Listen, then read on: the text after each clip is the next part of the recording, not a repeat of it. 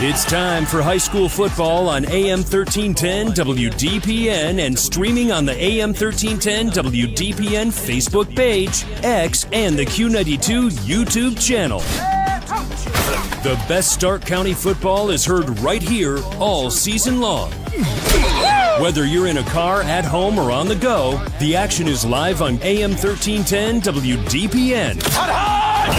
This is high school football on AM 1310 WDPN and streaming live on Facebook, X, and YouTube. Here they go! Touchdown!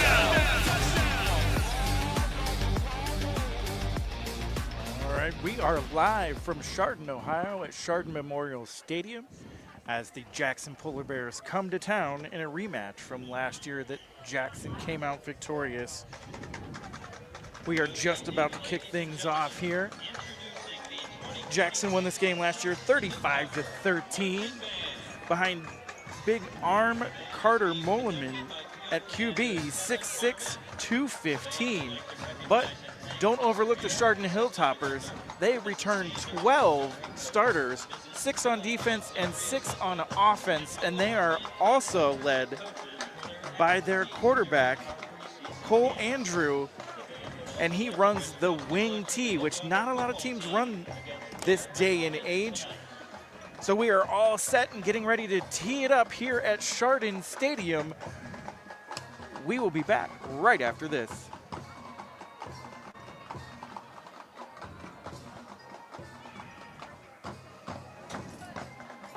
Northeast Ohio knows football, and Sarshone Auto Group knows Northeast Ohio.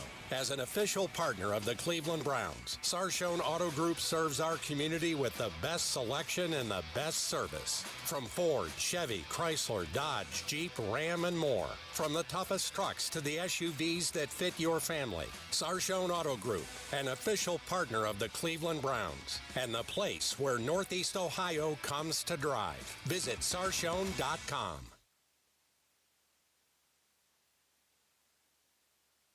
For 50 years, Canton Christian Home has empowered seniors to live life fully through compassionate housing, assisted living, and skilled nursing care. Join us for our upcoming Swiss steak dinner September 19th and special 50th anniversary events this fall. Visit cantonchristianhome.org for more details. Every donation supports quality care and residents facing financial hardship. To learn more, schedule a tour, or support our mission, call Lauren Cook at 330-430-5145. You're listening to high school football presented by Sarshone Auto Group on the Q92 Sports Network. All right, we are back here at Chardon Memorial Stadium. We're going to look around the area in our press box preview. We only have one game going on this evening. That's Sandy Valley and Fairless. Coming up tonight on Q92, the Fairless Falcons will take on the Sandy Valley Cardinals in a matchup of two teams last year. Sandy Valley went 0-10, where the Fairless Falcons came in with a record of 4-6. Sandy gave up 458 points on the year, only scored 109. They're just looking to get better. Fairless, on the other hand, a lot of close games last year, scored 266. They gave up 249. Fairless won the game last year 50-13. Will things be different this year? Tune in and find out. Fairless and Sandy Valley coming up tonight on 92.5 FM Q92. I'm Sam Berkwin.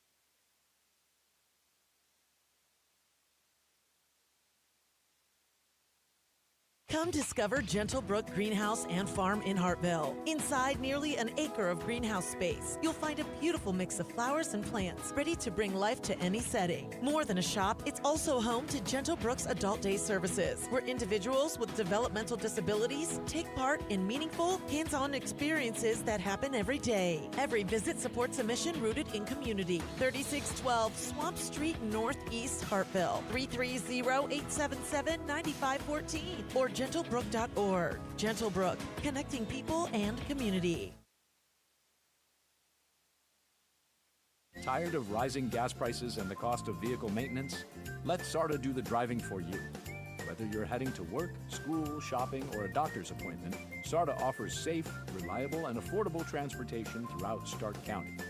Sit back, relax, and enjoy the ride while we handle the road. Plus, with convenient routes and easy trip planning, getting where you need to go has never been easier. Ride smart, ride SARTA. Visit sartaonline.com and get moving today. You're listening to High School Football presented by Sarshone Auto Group on the Q92 Sports Network.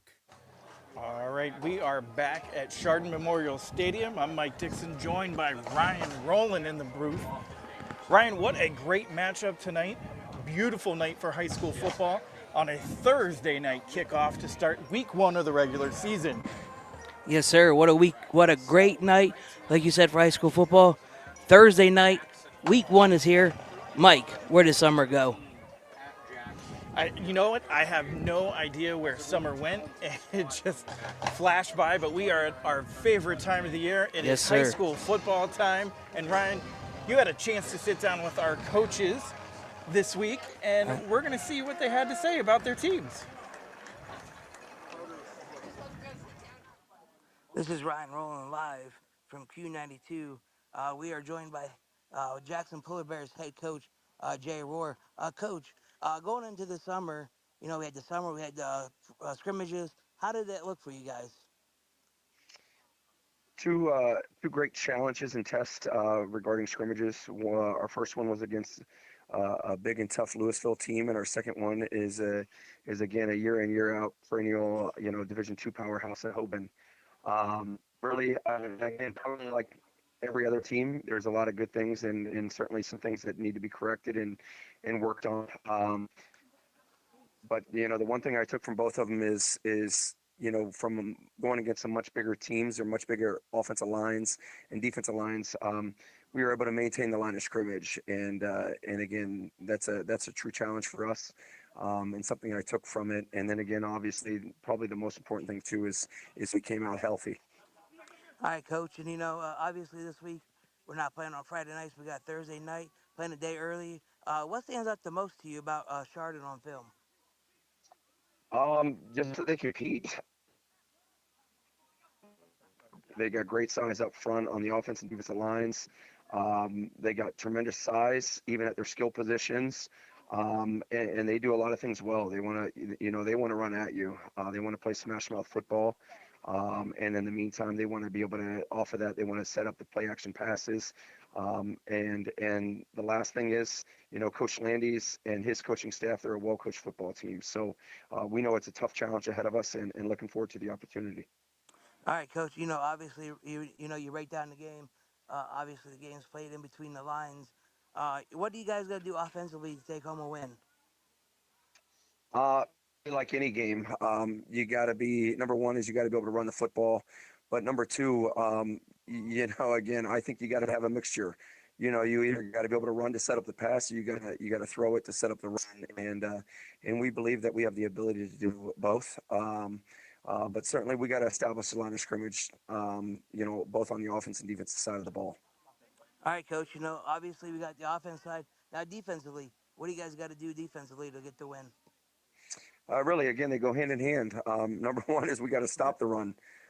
For a team that wants to run the football the majority of the time, and don't get me wrong, their quarterback is a dual threat. He can run or throw, and they got receivers that can catch the ball, but they want to run the football. They're a smash mouth team. So we got to be able to stop the run and again, be a disciplined football team and take away the play action pass. Both are, again, huge challenges for us defensively.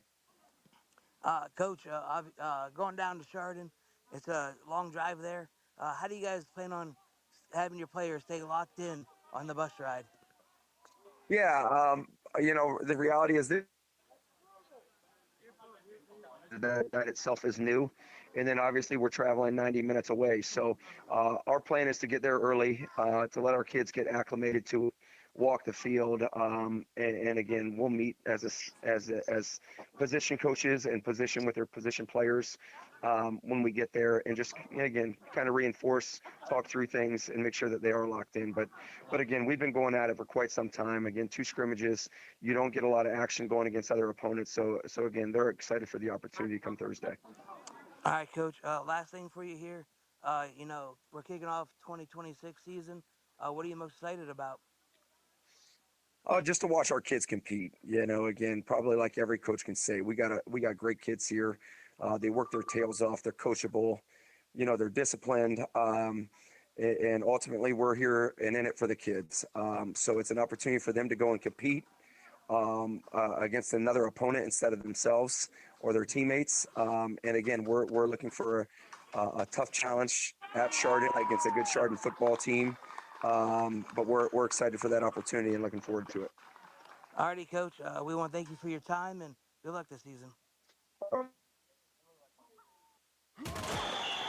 And that's the end of the first half. The score, your financial stress 50, your wallet 0, and your checking account requesting some second half adjustments. Great teams make adjustments and come back stronger. If you're in need of a new financial partner, it's time to make a change too. At CSE Federal Credit Union, we're here to help you win with your finances. Whether you're working on paying down debt, building savings, or planning for what's ahead, our team's ready to help you make your next play. Kick off your financial future at CSE Federal Credit Union and work with a team that delivers banking that means more. You're listening to High School Football presented by Sarshone Auto Group on the Q92 Sports Network. All right, I'm Mike Dixon. We are back, and now we're going to hear from Coach Brian Landes of the Chardon Hilltoppers. This is Ryan, Roland live from Q90 Sports. We are week 1 of high school football, and I'm joined with Chardon Hilltops head coach, Brian Landes. Coach, first of all, how did summer, your scrimmages, and the start of your second season as head coach go for you? Goes by fast, man. You think you have all kinds of time to prepare, and now we're 48 hours away. So it's the kids have been working hard, been real pleased with that. Our roster size isn't great. It's not out where we want it to be, but we got a very small sophomore class, and we're going to have to work through that the next couple of years. Coach, as we went at summer transitioning to the scrimmages, what have you learned so far about your Hilltoppers? That's a good question. I don't know that we've learned a whole lot. I mean, I would say most things have gone about like we expected it to. We need to get better. We're trying to get better every day. We got an enormous test on Thursday night with Jackson coming in, and that's going to be a great opportunity to compete with those guys. And we're going to certainly identify a lot of things we need to improve on after that. Yeah, Coach. With a couple of returning starters from both sides of the ball this year, how have some of the younger talent stepped up to key roles so far? Yeah, we've got some young guys that can play. We got a freshman playing corner right now, very talented kid. He's a future quarterback. He's kind of in that mold. Smart kid, good leader. And we got a sophomore starting at guard. We got some young up and comers for sure, and they're emerging. Awesome. Coach, like you said, we're here. It's crunch time. What does your team got to do offensively to get the win on Thursday night? Well, we need to, this is cliche, but we need to control the football, control the time of possession. Jackson's offense is so explosive. They got playmakers everywhere. Their running back is elite. So we can't be 3-and-out punting a whole lot, or that game will get away from us in a hurry. So we got to control the time of possession. We need to take care of the football. We can't give them extra possessions. We need to have a serviceable kicking game. I don't think our kicking game's elite right now, but it's got to be serviceable. And we got to. Our calling card is we got to block physical. So if we're not doing that, we're in trouble. All right, Coach, and then to go with the offense, what about defensively? What do you think you guys got to do to get that win? Well, I don't know what numbers these guys are because they change their numbers around in practice jerseys, but a couple of their receivers are really talented kids. The quarterback does an outstanding job getting them the football. Even when they're covered, they go up and get it. So we've got to figure out a way to. We're not going to eliminate big plays, but we've got to figure out a way to limit their big plays, their explosive plays. Last year they had 4 or 5 explosive plays on us that were, 50-plus plays for touchdowns. So we got to make sure that doesn't happen again. Yeah, and finally, Coach, as we mentioned, that 26 season's right here. What are you most excited about as we get ready to kick it off? Honestly, this game, it's, in my opinion, between these guys and Perry, who's, they're predicted to win a Division V state championship. Those are the two best teams on our schedule. So there's nothing like, having one of your biggest tests right out of the gate. Home game Thursday night. Our guys have been looking forward to it. We've been looking forward to it, and we'll get it cranked up on Thursday night. Alrighty, Coach. Thank you for your time, and good luck. Thanks, I appreciate it. All right, we are back. Teams are taking the field for kickoff. It looks like Chardon won the toss, and they will receive to start things off this evening.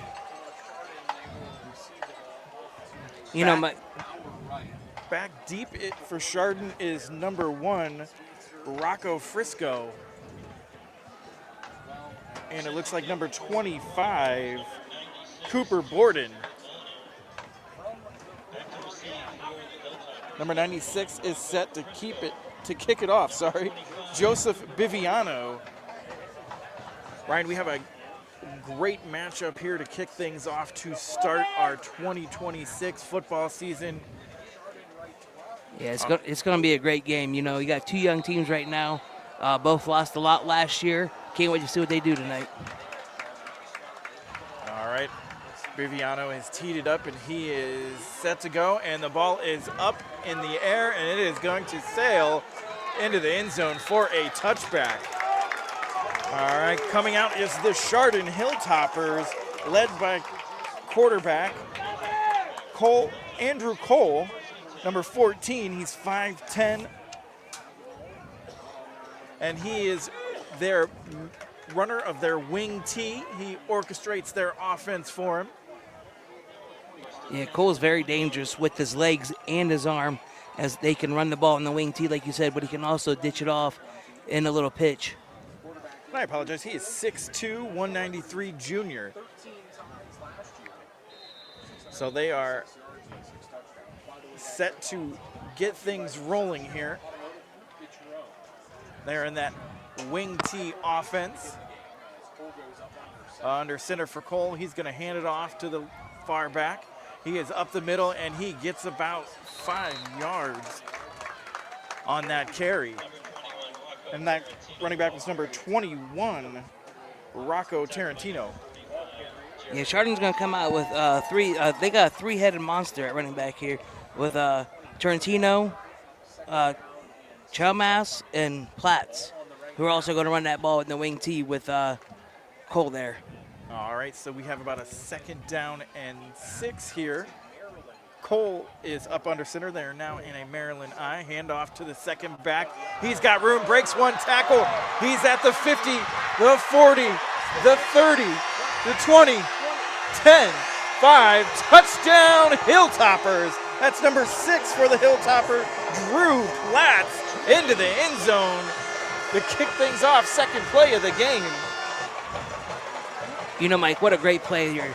Back-to-back plays, going to either sideline and then sticking it right down the middle with Platts right down the yard for about 55 yards. That 55-yard touchdown run. We have number 37.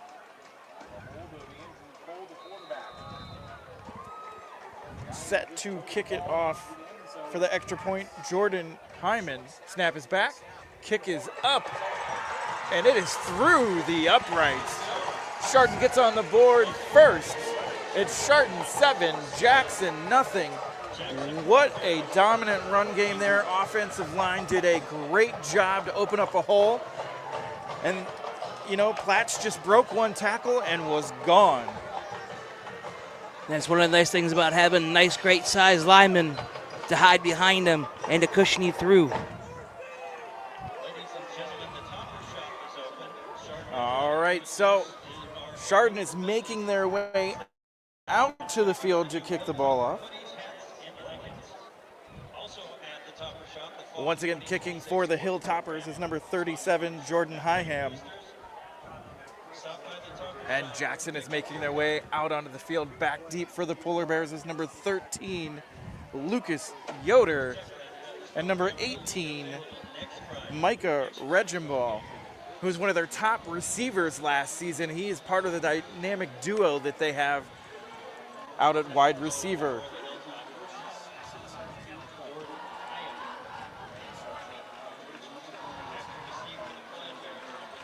So Chardon is set to kick it away.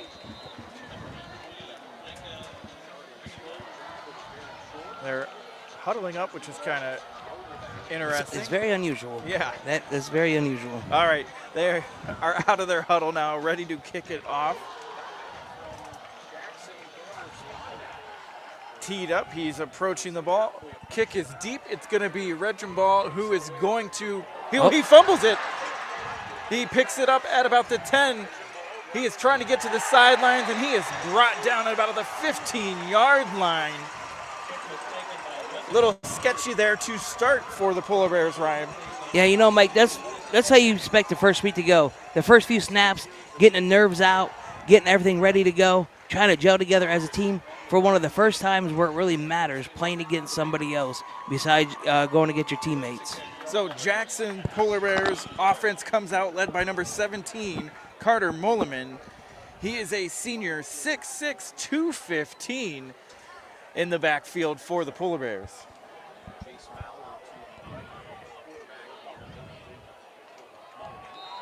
All right, he is in shotgun formation. He's looking to the sidelines for adjustments. Running back lines up behind Mulliman. Snap is back. Fakes the hand. He's going deep right away. Has a man wide open, and he overthrows him about 10 yards. Beautiful play fake. Intended receiver was William Sterling on that play.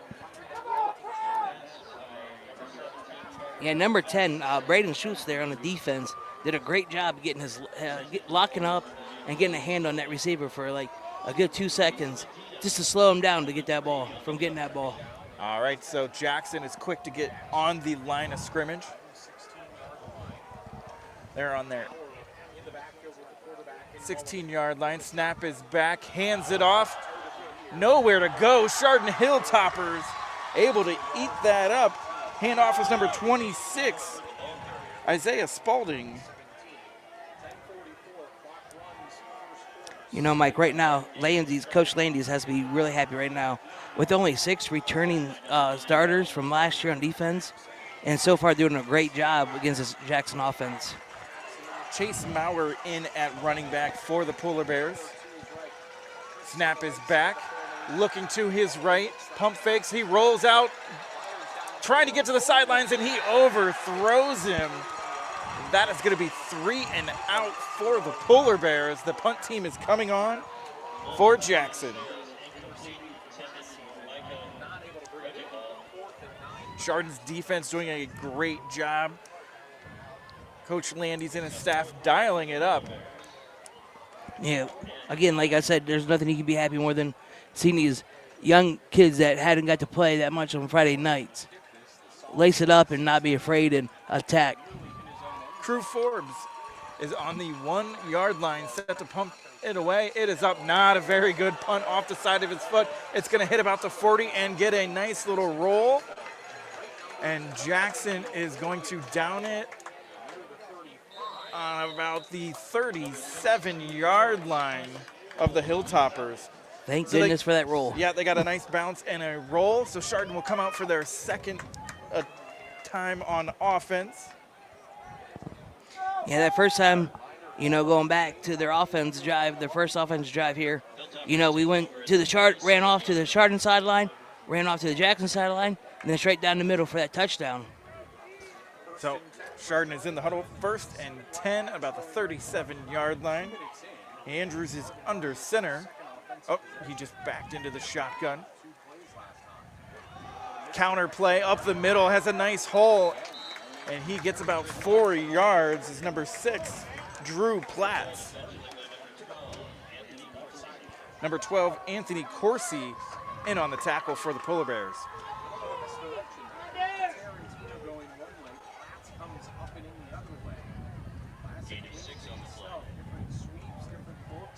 Nice little breeze coming in this evening. So Chardon is in the huddle. Andrews has his team marching and running on all cylinders. Shotgun formation. Platts to his right. Fakes the handoff, pump fakes, has a man up the middle. Oh, we're going to see the flag. That is pass interference on Jackson. Number 12, Anthony Corsi just lit him up before he could even make an attempt to catch that. So that is going to be a first down for the Hilltoppers. Yeah, as much as you want to play every man to that football and every man equal rights to that football, you still got to watch what you do to the receivers. You know, and it was almost like he didn't even really turn to look where the ball was. He went straight for the tackle. Yeah. So Chardon is moving down the field. They are up 7-0 on Jackson. Andrews under center. Quick pitch to the right. Platts to the right. And he gets about 2 on the play.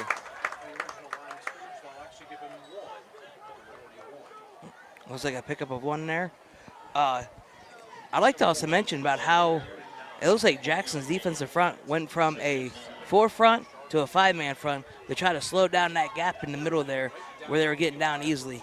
Yeah, Chardon is getting a great push on that offensive line. So they are coming up to the line. Andrews under center. Jackson making adjustments. Maryland I formation. Snap is back, hand off to the second back. That is going to be Platts. He lowers his shoulder, and he is still driving, trying to get more yards, and he picks up about 4 on the play. Tackled by a group of Polar Bears. Yeah, that whole defensive line and linebackers came up and made the stop. So we have about 3rd and 3 to go here. They gave him a few extra yards.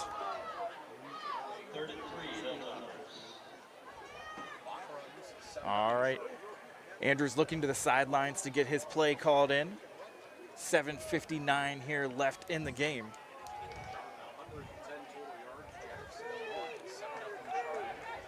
$7-0 Chardon. I formation. Andrews going under center, taking his time here. Hands off to the third back, number 4. He is trying to get there, but he is stopped short of the first down marker.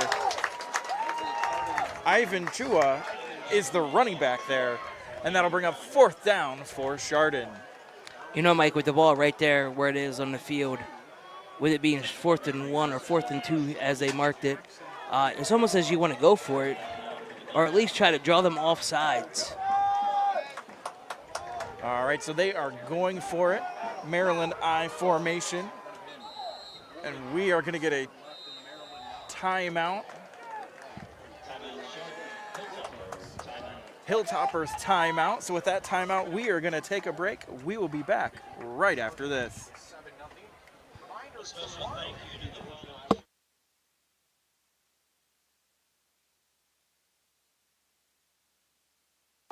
Northeast Ohio knows football, and Sarshone Auto Group knows Northeast Ohio. As an official partner of the Cleveland Browns, Sarshone Auto Group serves our community with the best selection and the best service. From Ford, Chevy, Chrysler, Dodge, Jeep, Ram, and more. From the toughest trucks to the SUVs that fit your family. Sarshone Auto Group, an official partner of the Cleveland Browns, and the place where Northeast Ohio comes to drive. Visit sarshone.com. All right, we are back with Q92 Friday Night Football. On a Thursday night. Yes, on a Thursday night. Sorry, it keeps throwing me off. I'm so used to being here in the booth on Friday nights. All right, let's see what both teams are dialed up with that timeout. It is 4th down and 2 for Chardon. And it looks like they're going for it again. Yep. So they are coming out. Andrews is going to go under center. Chardon is in the wing T. Platts right behind Andrews. He's going to go in motion. It's a quick pitch, and he's got it and more. And there's a late flag. There is a late flag on the field. That's not what you want to see, and it looks like it's going to be holding against the Hilltoppers.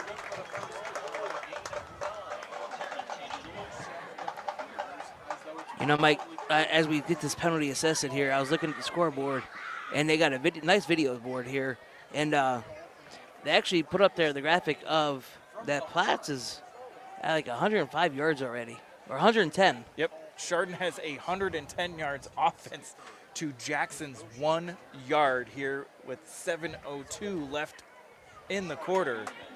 Both teams have 1 penalties apiece. Chardon looking to the sidelines to get their play in. You know the great thing about their penalty there, it was assessed after the yard, so it is still 4th and 2. Well, and it was the hold was way downfield. I'm sorry, it actually looks like it's going to be 4th and 5. All right, so we are going to have to, I think there's some miscommunication on where the ball needs to be. Officials are talking it over. But the weird thing about it is the clock is still running. They have not stopped the clock. They have not stopped the clock.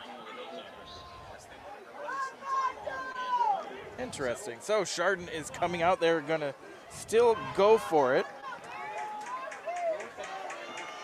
So it is 4th and 4. Andrews is in a shotgun. He's going to roll out to his right, looking downfield. Jackson's pressuring him, breaks one tackle and throws it just short of his receiver. Great pressure by that Jackson defense. So Jackson holds strong and forces a turnover on downs. Yeah, what a great job from Jackson defense right there. After that huge pass interference penalty that they got, that they held strong and forced a turnover there. All right, so listen to the Sam Berkwin Show live daily from 3 to 6 p.m. on AM 1310 WDDP and live on WDPN Facebook and X pages as well as Q92 YouTube channel. All right, so it is 1st and 10 for the Polar Bears. Molaman is in a shotgun, down 7-0. Snap is back, fakes the handoff, has a receiver number 4, and he gets it right around the 1st down marker, and that catches Quinn Snyder, a tight end for the Polar Bears. They're going to mark him just a little short there, Mike. So he's about the nose length of the football. Quick snap. He's going to fake the handoff. Molaman's going to keep it himself, and he gets enough for that 1st down after a 3-yard pickup on the keeper. You know, that was a real nice job of that Jackson offense. They're in a hurry-up. They're in a hurry-up, and they're not letting these young guys from Chardon get set. Nope, so shotgun formation for Molaman. Snap is back, looking to throw, looks left, has a man. He's able to catch it, and he is pushed out of bounds. It looks like Yoder is the receiver on that one. The Jackson offense is finally slowing it down just a little bit, but still no huddle. Everybody's looking over to their assistant coach to figure out what they got to do, and they're lining back up. So that was a gain of 2 on that pass. So it's going to be 2nd and 8 for the Polar Bears. Snap is back. Maurer looking to block. And we got a man deep, and it is hard to see. It looks like he caught it. He has caught that. He had caught that right on the sideline. Beautiful play. That catches number 14, Ben Blonner. Beautiful job there. And right back to the line they go. So hand off to Maurer. He's going to break one tackle, get upfield and dive. And that's going to be close to a 1st down.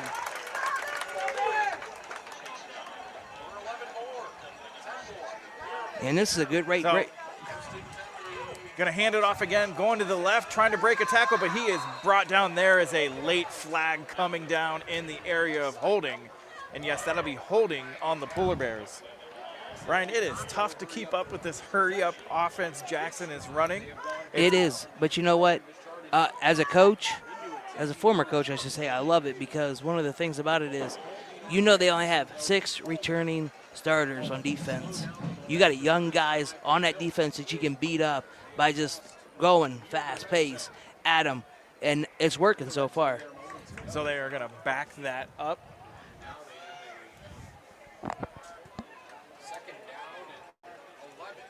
So Moleman is in the shotgun formation. It is going to be 2nd and 10. Snap is back. Moleman looking to throw, looking to his right. Doesn't see anything. He's going to roll out a little bit, throws it, and he has a man wide open, number 13, and he dives into the end zone. Touchdown.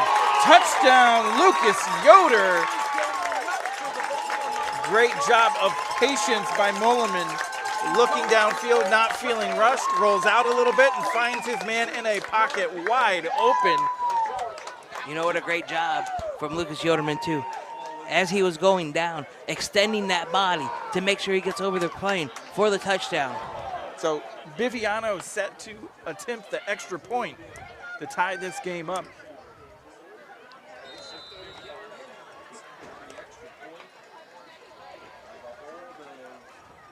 Holder is number 5. Snap is back and down. It is up. And it is good. We have a tied ball game here in Chardon with 4:38 left in the first quarter. It is Chardon 7, Jackson 7. We'll be right back after this commercial break.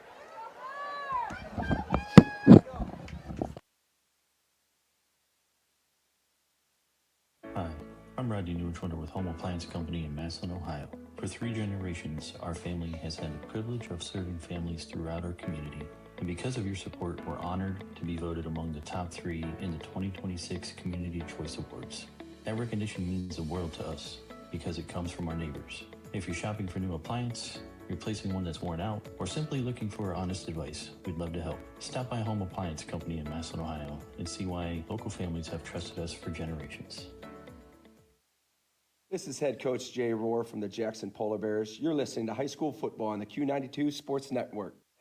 All right, we are back. Biviano is about to tee it up for the Polar Bears after their drive.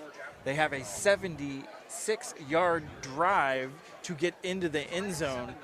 Moleman doing a great job of taking his team down the field and finding 6. You know, 76 yards of nonstop play after play.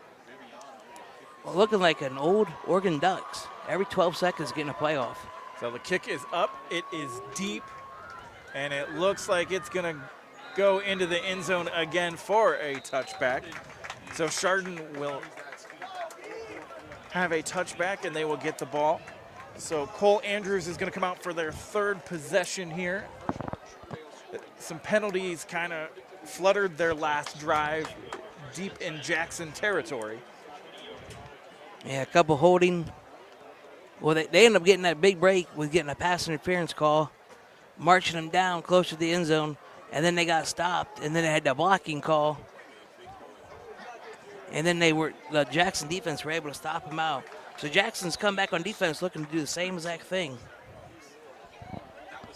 All right, so they're on their own 20-yard line. Cole Andrews is going to be under center. He's got Platts behind him. Man in motion, going to hand off, and he's getting up the middle, and he is going to get about 5 yards on that run. Nice job by the offensive line opening up a hole for him.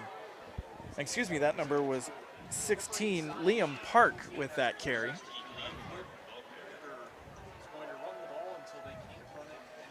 Yeah, up until then, Liam Park's been doing a great job as being a lead blocker.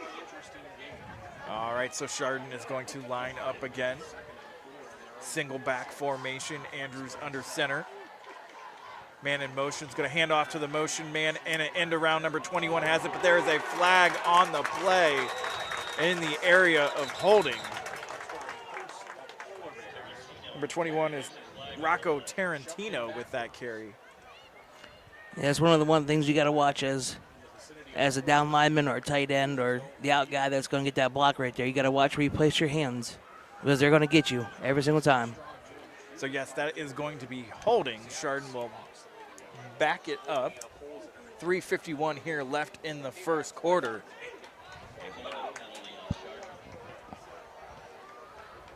You know, Chardon started off really hot on offense, Now they're starting to get some troubles, again, with the young guys that don't have that experience, where week one is their first time seeing the Friday night lights, but on a Thursday night. So it is going to be second down and about 15 for the Hilltoppers. So 2 big penalties here for Chardon, pushing them back down the field. Yeah, the young mistakes have really hurt them so far in the first quarter. That's something they're going to have to try to readjust here when they get a chance to. So both teams have 2 penalties. Chardon has 2 for 20. Jackson has 2 for 25. So Hilltoppers come to the line. Andrews is under center. They're in a wing T. They're on their own 13-yard line. Fakes the handoff. Andrews is going to roll out. He is being pursued, and he's going to be brought down and sacked by number 48, Reese Myers, the linebacker for the Polar Bears. And beautiful job of dialing up a blitz right there for the Polar Bears. Yes, and way to execute it, way to stay with the quarterback, and way to wrap him up. At least Reese Myers has been a great addition to the Jackson defense for the last couple years.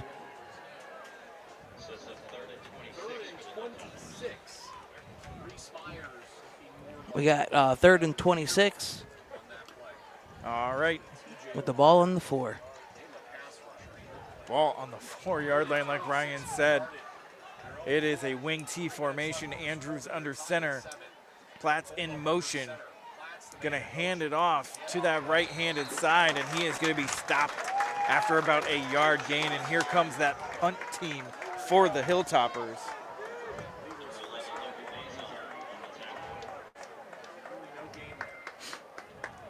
So they're going to say it was no game.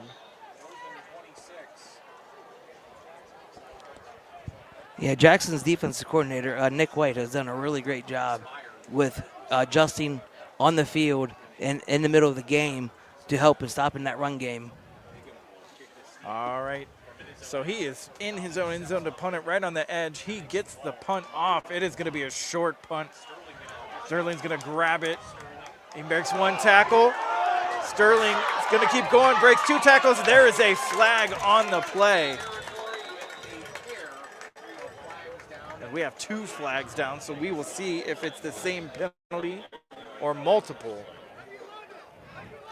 Sterling did a nice job of returning that punt. Hilltoppers did a nice job of getting that punt off. Yeah, and that's Coach Landy said that during the pregame interview that he was really worried about their punt game and their kicking game just because of the young guy, young leg.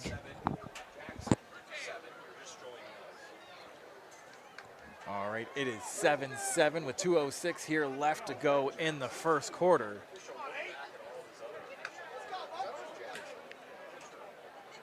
They are calling that against Jackson. The penalty is holding. So that is going to move him back 10 yards from the spot of the foul.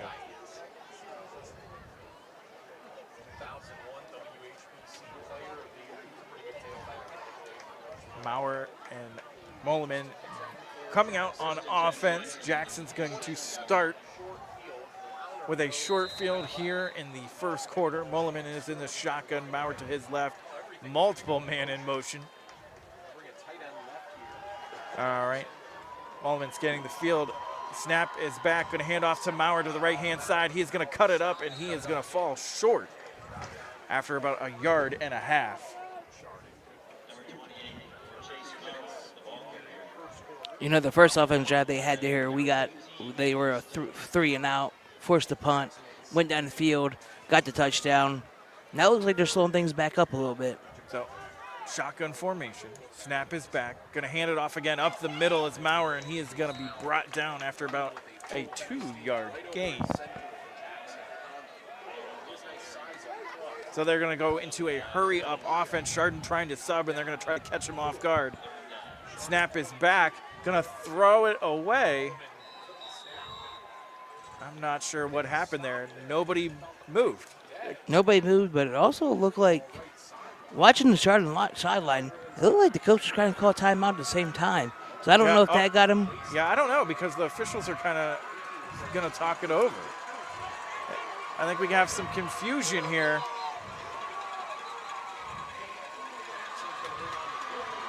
We got a couple substitution going on in the Jackson offense here. So I'm not really sure what's going on. The officials are trying to figure this out. I mean, literally the only person that moved in that play was the center snapped the ball and Mullivan threw the ball. Yep. And that was the only two people that moved on the field. That was it. So Mount Union football is on AM 1310 WDPN. Begins September 5th at 1 o'clock with a huge Division III matchup as the Purple Raiders take on Wheaton. Catch Mount Union all season long on AM 1310 and AM 1310's Facebook and X pages. So it looks like they're going with it as a down. And it's going to be 4th and 5 now for the Polar Bears. So 4th and 5 from their 22. They're going to try to kick a field goal. Viviano kicks it up, and it is good. Beautiful kick by Viviano after all that confusion. Jackson comes away with some points. And we have 1:16 left to go. Jackson 10, Chardon 7. And we'll be right back after this break.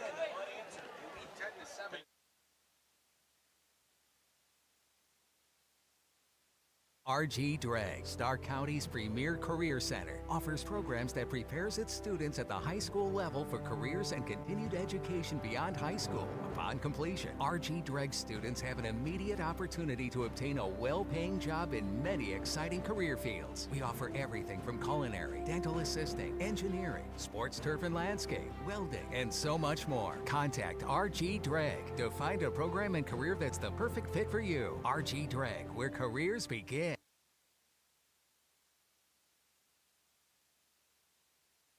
You're listening to High School Football presented by Sarshone Auto Group on the Q92 Sports Network.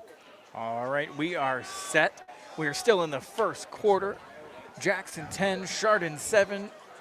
Polar Bears set to kick it off. Biviano is teeing it up. Yeah, what a last weird offensive drive for the Polar Bears with that down that just went out of nowhere. So kick is up, and it is going to be deep and in the end zone once again. Chardon has not had the opportunity at all with 3 chances to return the ball.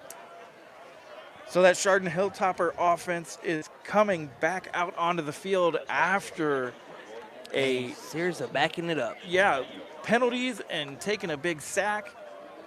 And let's see if Andrews and this offense can get things going like they had on their first drive.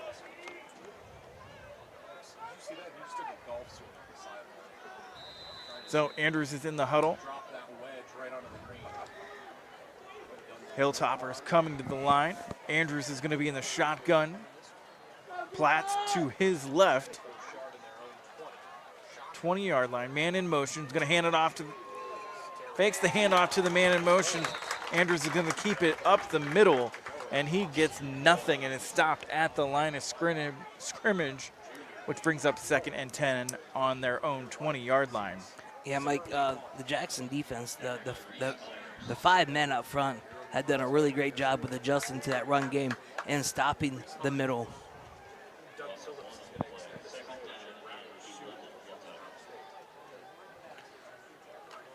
All right, so Chardon comes to the line of scrimmage.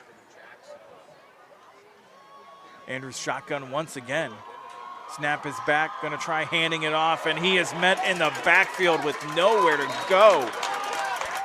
That defensive line just bringing him down.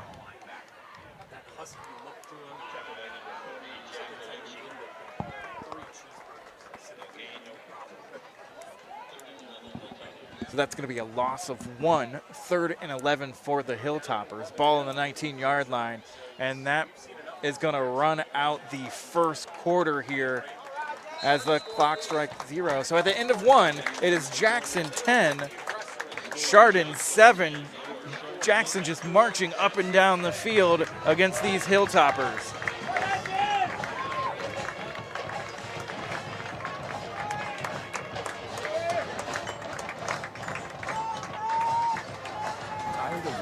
gas prices and the cost of vehicle maintenance? Let SARTA do the driving for you. Whether you're heading to work, school, shopping, or a doctor's appointment, SARTA offers safe, reliable, and affordable transportation throughout Stark County. Sit back, relax, and enjoy the ride while we handle the road. Plus, with convenient routes and easy trip planning, getting where you need to go has never been easier. Ride smart, ride SARTA. Visit sartaonline.com and get moving today. Northeast Ohio knows football, and Sarshone Auto Group knows Northeast Ohio.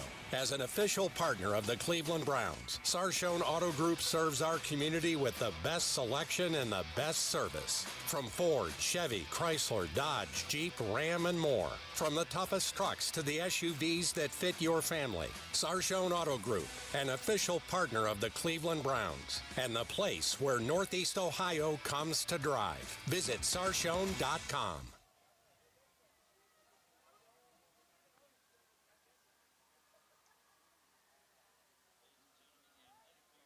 This is head coach Jay Rohr from the Jackson Polar Bears. You're listening to high school football on the Q92 Sports Network. All right, we are back to start the second quarter. 3rd and 11 for the Hilltoppers. They are down by 3. So Chardon's going to start this second quarter on their own 19-yard line. Yeah, we're back out in shotgun formation here. Motion. Andrews is going to roll out to the sidelines, doesn't see anything, and he just throws it away in the nick of time. Man, number 11 for the Polar Bears, Luke Mason. Yeah, this Jackson Polar Bears defense has done a great job after that first drive of locking in and stopping the run, stopping Andrews where he cannot make any adjustments. Polar Bears fans not too happy with no intentional grounding, so that's going to bring up 4th and 11 for the Hilltoppers. Set to punt is Jordan Highham. Yeah, honestly, I probably wouldn't give him intentional grounding either. Will Sterling is back deep at about the 50-yard line for the Polar Bears. It's a fake punt. Right up the middle. He's going to be close. We're going to call the measurement out. It is going to be real close. And they are going to give it to him. Number 4 for the Hilltoppers as they run that fake punt. Ivan Chua.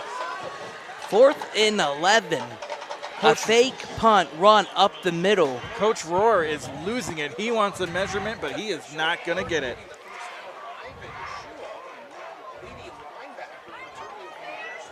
You know, Tua coming straight up the middle of the line right there. So Polar Bears thought they got their defense off the field. Hilltoppers with a little bit of tricks up their sleeve. Trying to get that little momentum rolling back on their side here to help them out. Andrews has his Hilltoppers in the huddle. Ball on a 31-yard line, 1st and 10 for Chardon, Maryland I formation. Andrews is under center. Going to hand off to the second back up. He is going to break one tackle, break another tackle. He is up the field, 50, 40, 30, 20, 10, 5. Touchdown, Chardon. Drew Platts with another big break, breaking tackles and breaking up field to get into the end zone for the touchdown.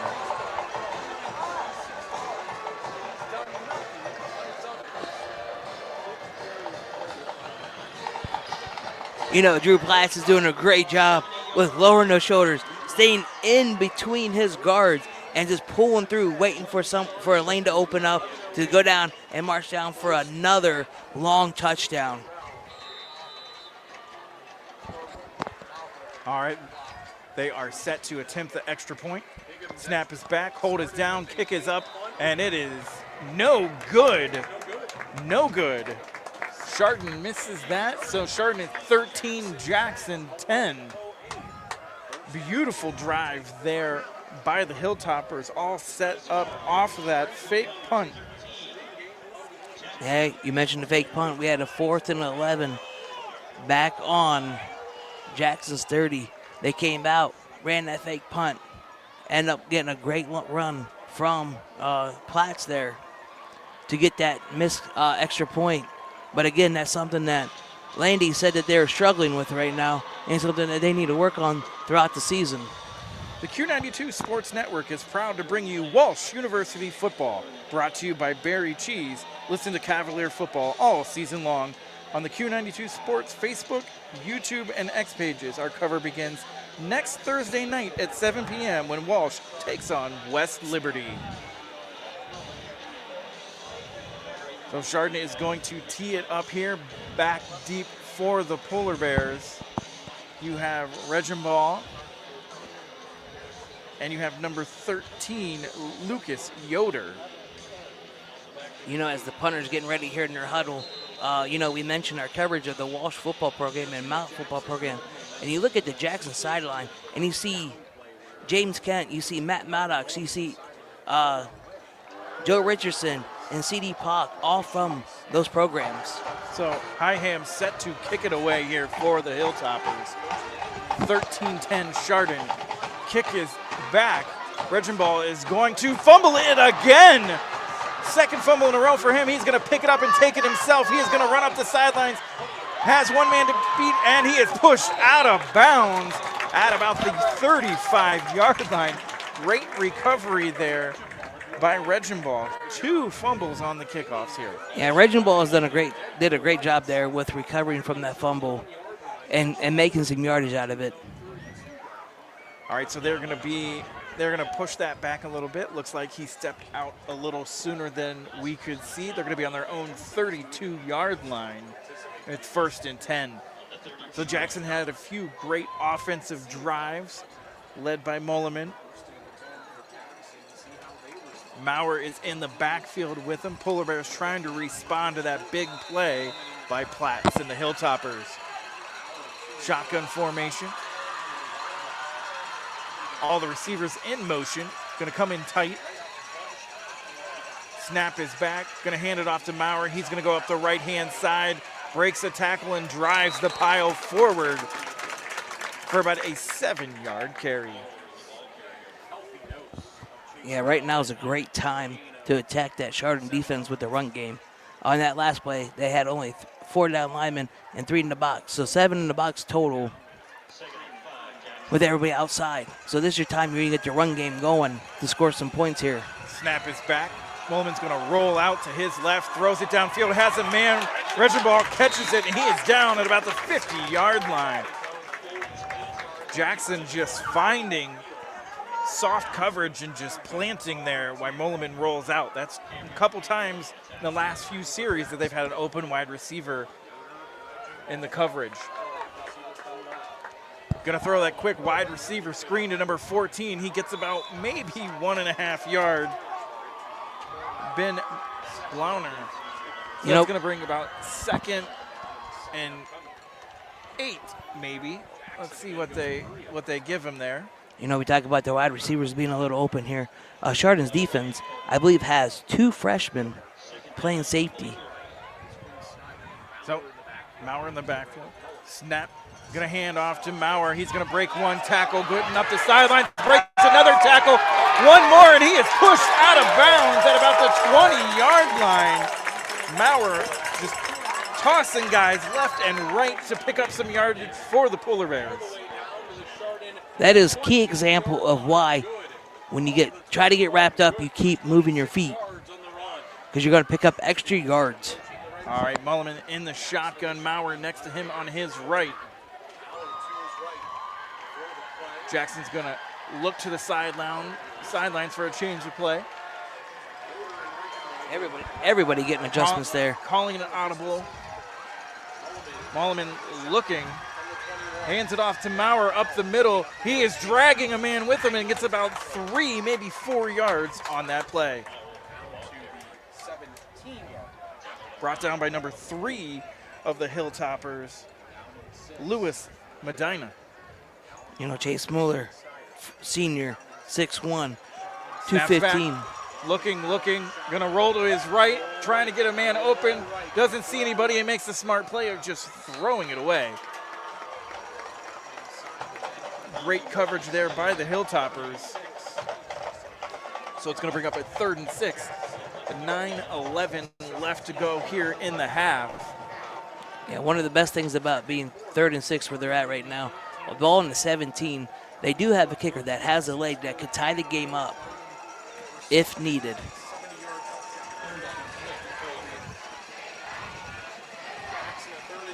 So it's 3rd and 6, in the backfield, Maurer to his right. Oh, we have motion on that line. That tackle moved for the Polar Bears. It's going to be a legal procedure. That's a 5-yard penalty, so we're going to push the Polar Bears back. Yeah, unfortunately, they're going to get Liam Myers right there on that right side. Jumped just a little bit before the snap. Yep.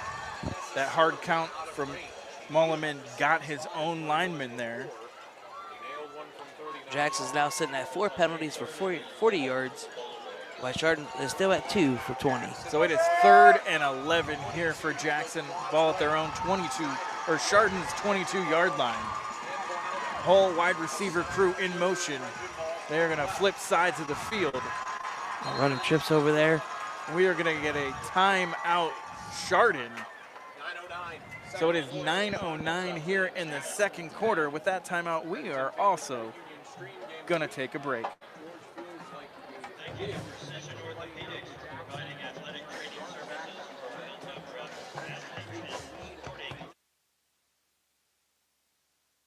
Hi, I'm Rodney Newenswonder with Home Appliance Company in Massillon, Ohio. At Home Appliance, our experienced in-house service team is here to help you make the right appliance decision for your home. If it can be fixed, we'll help you fix it. If it's time for something new, we'll help you find the right appliance for your home and your budget. The next time you need appliance service, or you're ready to replace one that's beyond repair, we'd love to welcome you to Home Appliance Company in Massillon, Ohio. You're listening to High School Football presented by Sarshone Auto Group on the Q92 Sports Network. All right, so we are back. It is going to be 3rd and 11 for the Polar Bears on their own, on Chardon's 22-yard line. Mulliman in shotgun, Maurer to his left. Snap is back. Mulliman looking to throw, has a man, and it's Maurer wide open. He's got the first down and more, and he is brought down at about the 2-yard line. Beautiful play call there by the Polar Bears. So a beautiful 20-yard gain there. They're going to go into a hurry-up offense and snap it. QB sneak. And QB sneak up the middle, but he is going to be stuffed. It's going to be close. But it looks like there's a flag down. Oh, there is a flag. And it looks like Chardon's going to get I don't think he got off. I don't think they got off the field, though. Oh, it's on the far side there. My fault. So it is offsides on the defense. That is going to be half the distance of the goal. Jackson doing a great job of realizing Chardon was trying to sub and hurried up and got the snap off. You know, this would be a great play to hand it off right to Mueller here. So let him use that body. And goal on the 1. Going to hand off to number 8 right up the middle. Fullback. It looks like he's going to be close. They are going to say he is short, which is going to bring up 2nd and 1. Yeah, number 8 right there, Preston Steiner. He's in the backfield again, getting the ball, and getting stopped again. He's going to stop again. Chardon making a great goal line stand. That whole defensive line stops Preston Steiner right there. This Chardon defense doing a great job as being a stone wall, stopping, not breaking, not bending, no nothing. They're holding up their own right now on this 1-yard line. So 8:01, 3rd and 1. Ball on the 3-yard line. Mulliman talking to Maurer. Play action, he's brought down, sacked. Could not fool Chardon on that play. That is a big sack brought down by number 70 for the Hilltoppers. Steven Andrews. Beautiful job of not falling for the play fake. So Jackson is going to have to settle for the field goal attempt.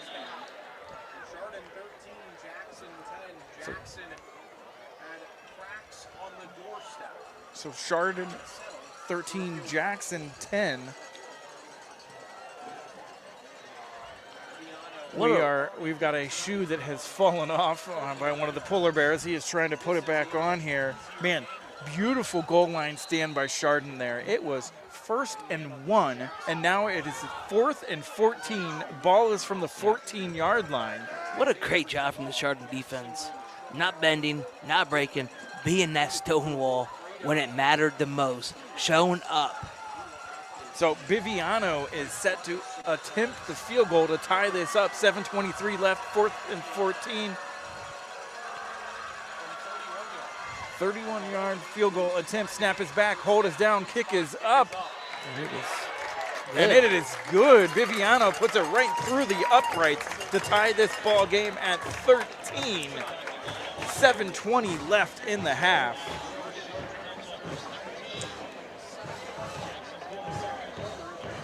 Quick score update. Fairless 20, Sandy Valley 0. You know, Sandy Valley got some changes going down there too. New head coach this year down there. Fairless also has, obviously, AJ Starberg doing a great job down there with their program. So back deep for the Hilltoppers is number 1, Rocco Frisco, and number 25, Cooper Borden. Viviano is teeing the ball up, gonna set to kick it off for the Polar Bears. Man, Chardon said they were gonna come out physical and try to play these guys toe-to-toe, man-to-man. And so far, they're doing a great job with it. So far, it has been back and forth ball game here, Ryan. What a way to kick off week 1 of the high school football season. So Biviano is approaching the ball. Kick is up, and it is going to go back into the end zone for a touchback once again. The Hilltoppers not able to get a return yet this game. Biviano has one heck of a leg, Ryan. Yeah, Biviano's one of those special team coaches. You know, they will love him. This is his leg. You know, to win a high school football game, they usually say you got to control 2 out of 3 dominants. That's special teams, offense, or defense. You know, one of those 3. And so far, they're winning the special teams game. So Cole Andrews is coming back out here and leading the Hilltoppers offense. You know, if I was Chardon, man, I would just hand the ball to Platts nonstop. He's had 2 big runs here for the Hilltoppers. 100% to that. Man in motion, going to hand it off to the tailback. Number 21 gets a nice little game, Tarantino. Rocco Tarantino. We got 5 on that play. It's going to be 2nd down and 6. Ball on their own 24-yard line. 6:58 left to go here in the half. You know, I also give it a lot of credit to Chardon offense. Even though they've had some rough times with this run game, they have stuck to a game plan, and they have not tried to change nothing. So the Hilltoppers come to the line of scrimmage. Shotgun formation. Man in motion. Snap is back, going to hand it off to 16. He's going to go to the sidelines, and he is going to pick up maybe about 4 on the play. Leon Park right there with the carry.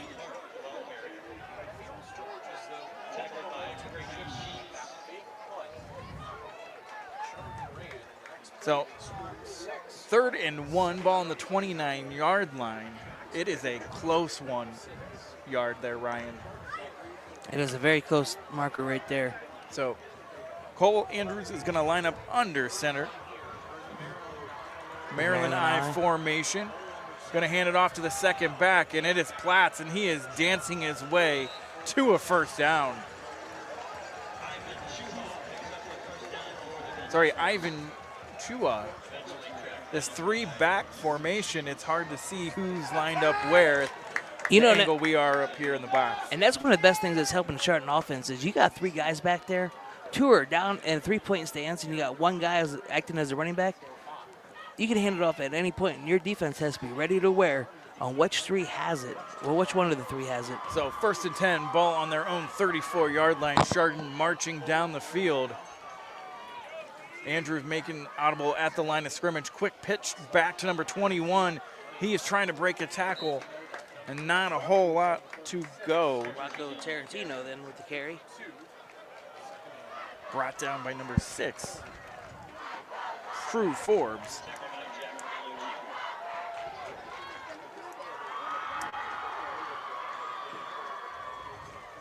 Andrew looking to the sidelines to get the play. You know, it's two different paced offenses here tonight, Ryan. You have Chardon, who huddles up, you know, takes their time getting to the line of scrimmage, and then you have Jackson, who's just run and gun. The old school versus the new school. So 37-yard line, 2nd and 7. Man in motion, going to hand it, going to keep it himself, and he is going to be stuffed at the line of scrimmage. Nowhere to go for QB Andrew. Andrew's going to be stuck there by 4 Polar Bears. We got 3rd and 7. Jared Kistner brings him down. 3rd and 7, my fault. 3rd and 7 on the 37-yard line. 4:17 left to go here in the half. 13-13 ball game.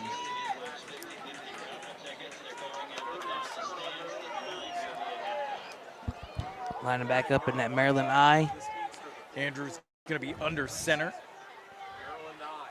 Hand off to that second back, which is Platts. He is driving, trying to get more, and there's a flag down in the area of holding. Drew Platts with a gain of 3 right there. As Mike said, we do got laundry on the field.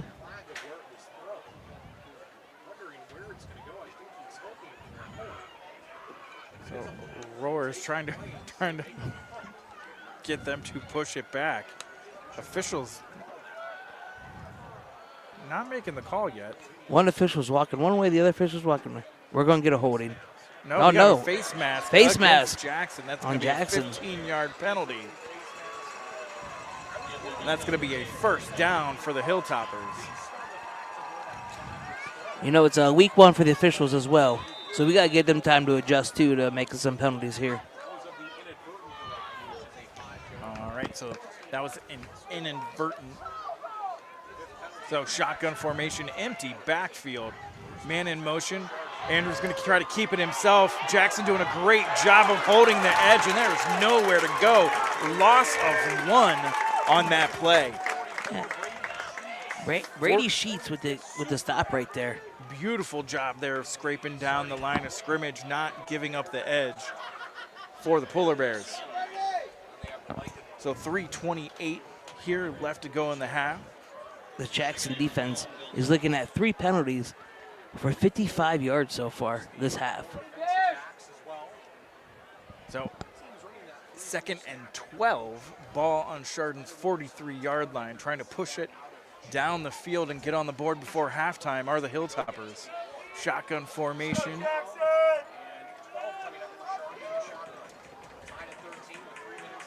Snap is back. Andrew's going to throw that wide receiver screen. He's got room to run. Is Tarantino. He lowers his shoulder, and he's going to come close to that first down marker with 2:50 left to go. And you know what? We're at a great time to throw that, too. Jackson's been loading that box. So now it's time to throw anything a little outside. Try to get this outside. Try to see what you're going to get. And officials gave Chardon that first down. I knew it was close, so 2:44 here left to go. Chardon has 198 yards on offense, and they are adding to him, marching down the field here in the second quarter. Yeah, this drive alone, they've had the ball for 5 minutes. 1st and 10. Andrew underneath center, hands it off to the second back up. He's going to lower his shoulder. Going to spin. Platts is driving, trying to pick up more yardage, and he gets about 6 yards on the play.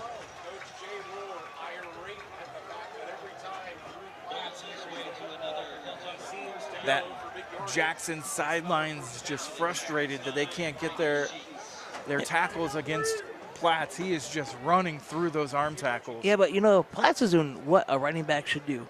He is taking the ball. He's putting it in between both arms. He is lowering his shoulders. He is pumping his feet, and he is not stopping. So 2:03 left to go in the half. Andrews is under center, wing T formation. Man in motion. Going to fake the handoff. Tarantino is going to get the ball going the opposite direction on the counter. He is driving upfield and maybe gets about 2.5 on the play.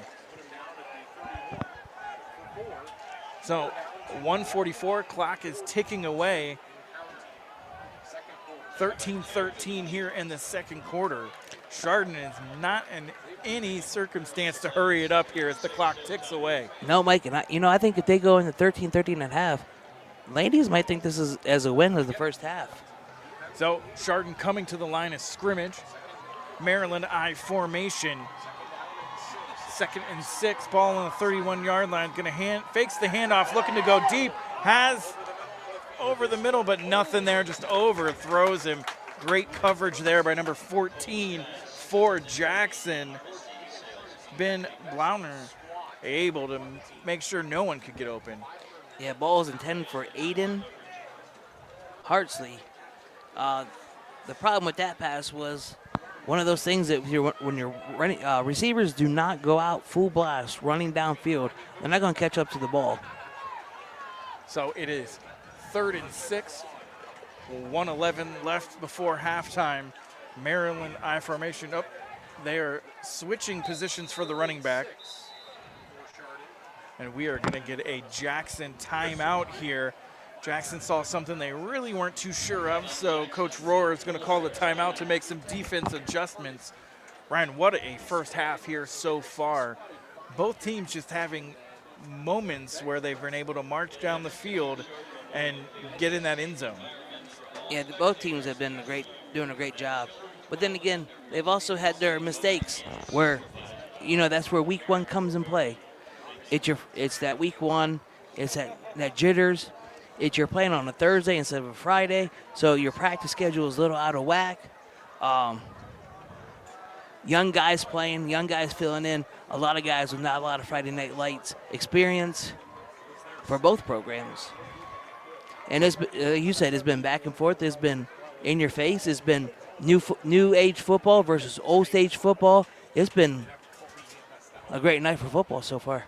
So Coach Rohr in with his defense, probably telling them, hey, you got to wrap up, especially if Platts gets that ball. I mean, if I'm Chardon, I'm going back to my bread and butter and giving the man that's not been able to be tackled the ball. With Platts, man, you gotta wrap at the legs, and when he wraps, you gotta have somebody come in and get him high, and you gotta get 11 to the ball no matter what with him. So Hilltopper is coming to the line of scrimmage. Maryland I. Platts is the second back.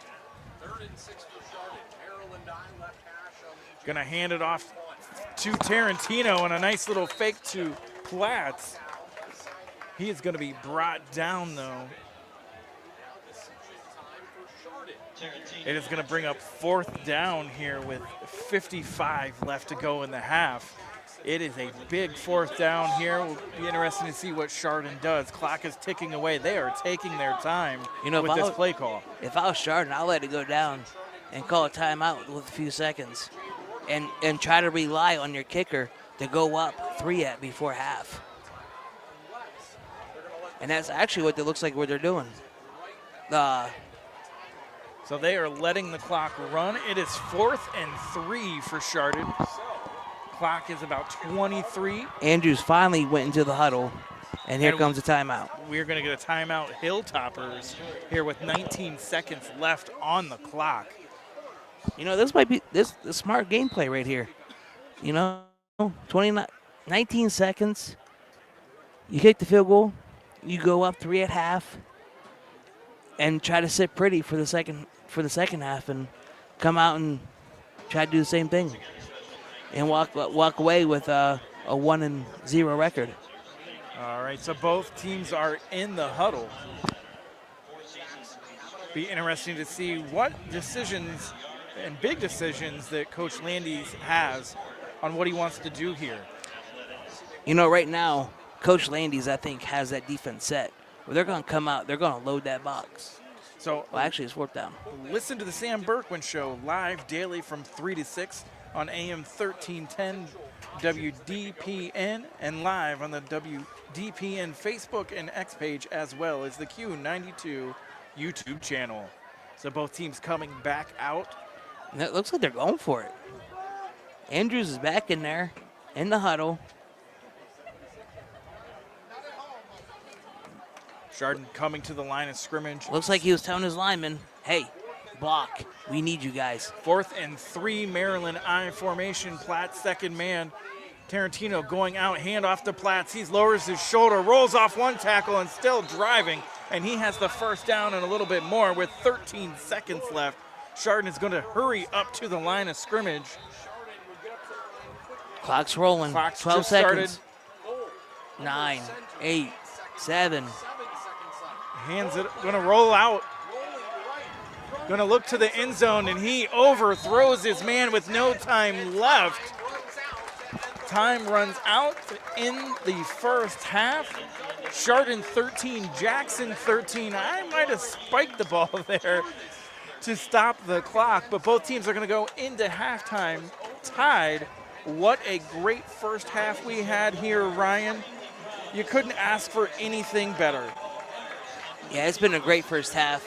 A lot of young guys playing their hearts out. As a former coach, this is what you get excited for. Those guys, again, I mentioned, not with the experience that they have had last year, to come out and play this way, especially for Chardon. 6 guys that came back as starters, and you are playing the Jackson Polar Bears, a couple of divisions higher, and you're playing them very tough. All right, so we are going to come back here. We're going to take a timeout, and we are going to have our news, our SARTA scoreboard, and stats and highlights. So it's 13-13 between Jackson and Chardon, night 1 of week 1 here on Q92 Sports.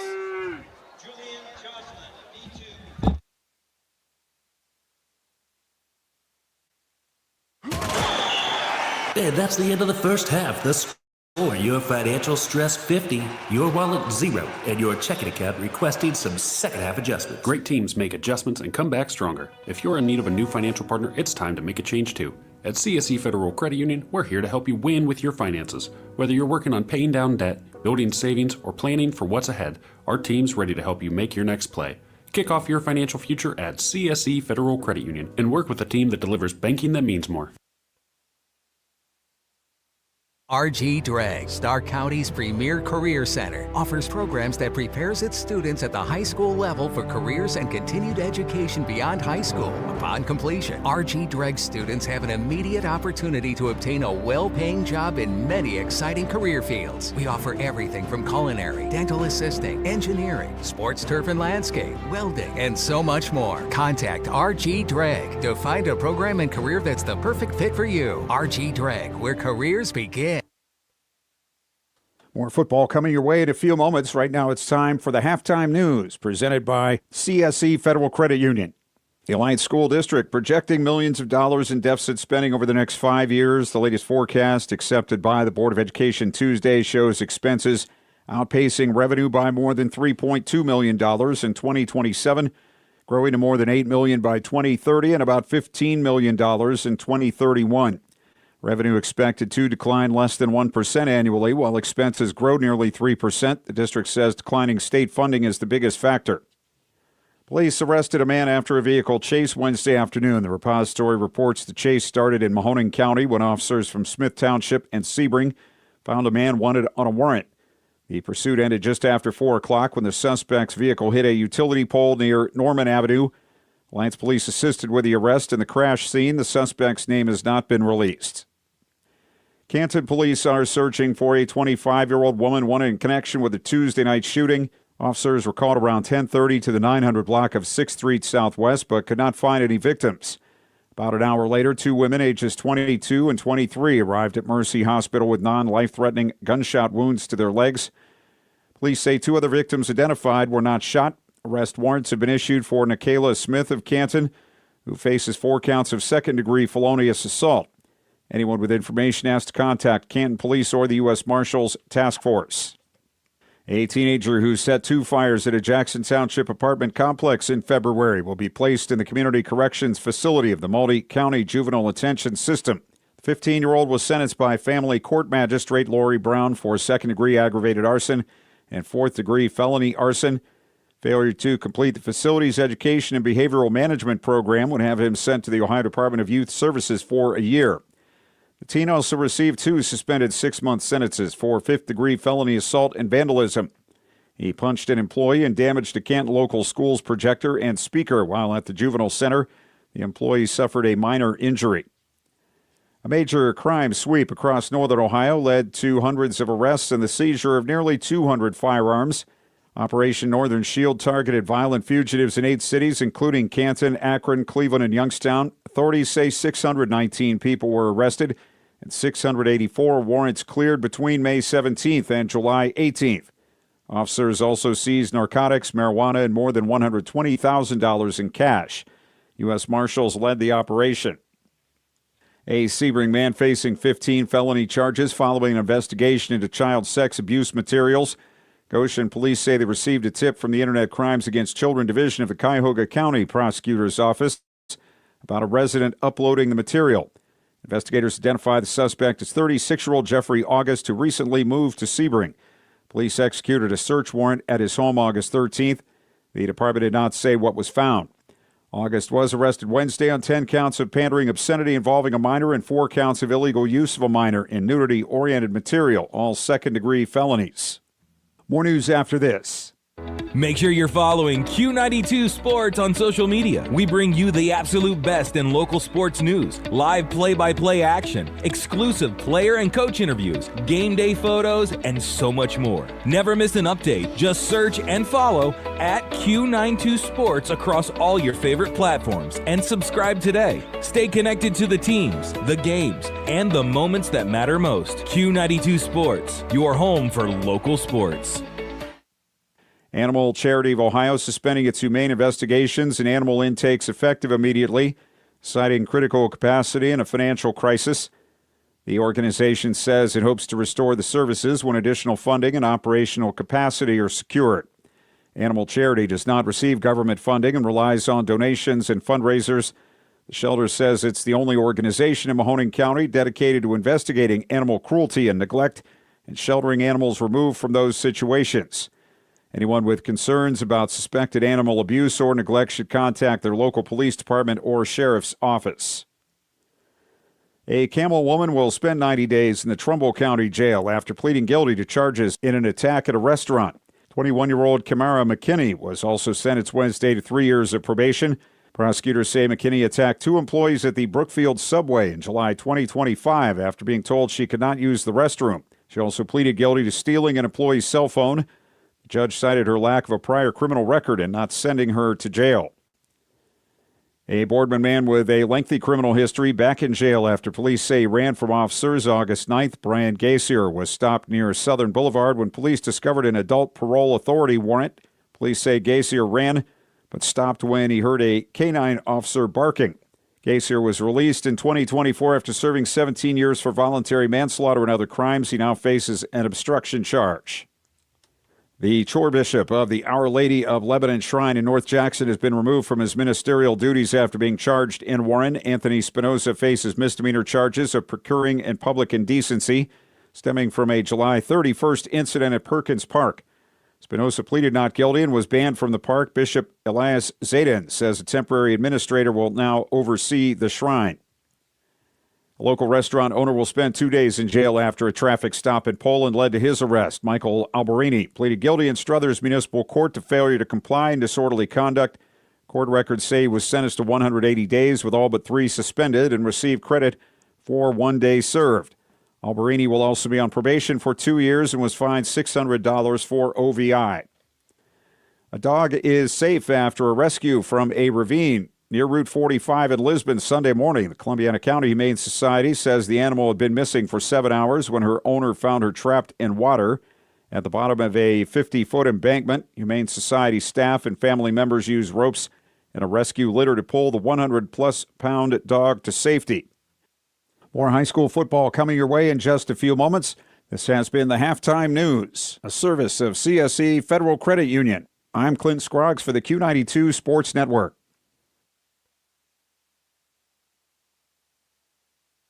Hey! Northeast Ohio knows football, and Sarshone Auto Group knows Northeast Ohio. As an official partner of the Cleveland Browns, Sarshone Auto Group serves our community with the best selection and the best service. From Ford, Chevy, Chrysler, Dodge, Jeep, Ram, and more. From the toughest trucks to the SUVs that fit your family. Sarshone Auto Group, an official partner of the Cleveland Browns, and the place where Northeast Ohio comes to drive. Visit sarshone.com. Tired of rising gas prices and the cost of vehicle maintenance? Let SARTA do the driving for you. Whether you're heading to work, school, shopping, or a doctor's appointment, SARTA offers safe, reliable, and affordable transportation throughout Stark County. Sit back, relax, and enjoy the ride while we handle the road. Plus, with convenient routes and easy trip planning, getting where you need to go has never been easier. Ride smart, ride SARTA. Visit sartaonline.com and get moving today. Miss the big game? Don't worry. Q92 Sports has you covered. Head over to the Q92 Sports page on SoundCloud right now. From high school football, basketball, baseball, and softball to Mount Union football and basketball. We've got it all there for you to listen to in our massive archive that stretches from today's games all the way back to the launch of Q92 Sports in 2016. Follow Q92 Sports on SoundCloud today.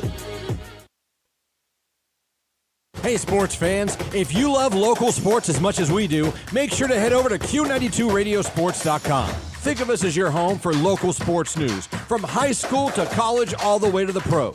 We have area scores, local weather updates, and a quick and easy way to reach out and contact us. Best of all, it's the place to listen to all of our high school and Mount Union football games all season long. The home for Q92 Sports is Q92radiosports.com. You're listening to High School Football presented by Sarshone Auto Group on the Q92 Sports Network. We are back here in Chardon in our CSE Federal Credit Union halftime show. We're going to look at our SARTA scoreboard here.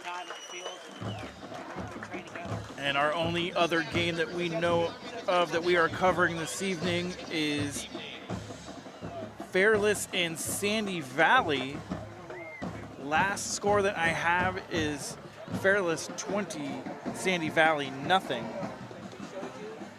So I know there's some other games in the area. That's the only score that we have here currently on Q92 Sports Network and our CSE Federal Credit Union halftime show. We're going to be back right after this with our first half stats and some highlights from our first half.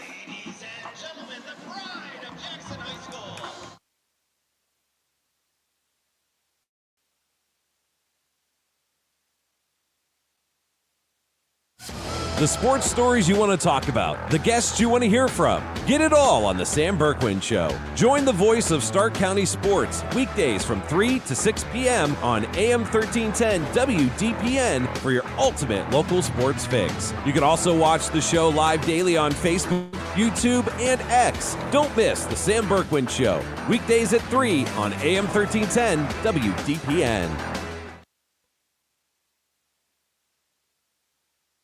Never miss a single moment of the action. Search for Q92 Radio on YouTube right now and hit that subscribe button. When you turn on alerts, you'll know the exact second we go live. It's your destination to listen to all of our high school and Mount Union sports broadcasts. Plus, you can watch The Sam Berkwin Show live weekdays from 3 to 6 p.m. and catch exclusive interviews with local athletes, coaches, and insiders. Subscribe to Q92 Radio on YouTube today. Hey, Purple Raider football fans, this is Sam Berkwin, the voice of the University of Mount Union. AM 1310 WDPN is your home for Mount Union football all season long as they battle it out for another OAC title and a possible national championship. Listen live for free right here on AM 1310 WDPN, and you can also listen all season long on our official Facebook, X, and YouTube pages. Join myself and Ryan Bevere all season long for Purple Raider football right here on AM 1310 WDPN. Northeast Ohio knows football, and Sarshone Auto Group knows Northeast Ohio. As an official partner of the Cleveland Browns, Sarshone Auto Group serves our community with the best selection and the best service. From Ford, Chevy, Chrysler, Dodge, Jeep, Ram, and more. From the toughest trucks to the SUVs that fit your family. Sarshone Auto Group, an official partner of the Cleveland Browns, and the place where Northeast Ohio comes to drive. Visit sarshone.com.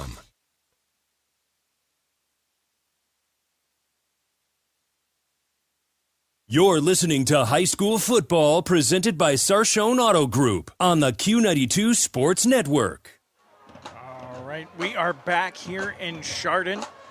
Hilltoppers band is on the field, and we just got a score update from the Sandy Valley Fairless game.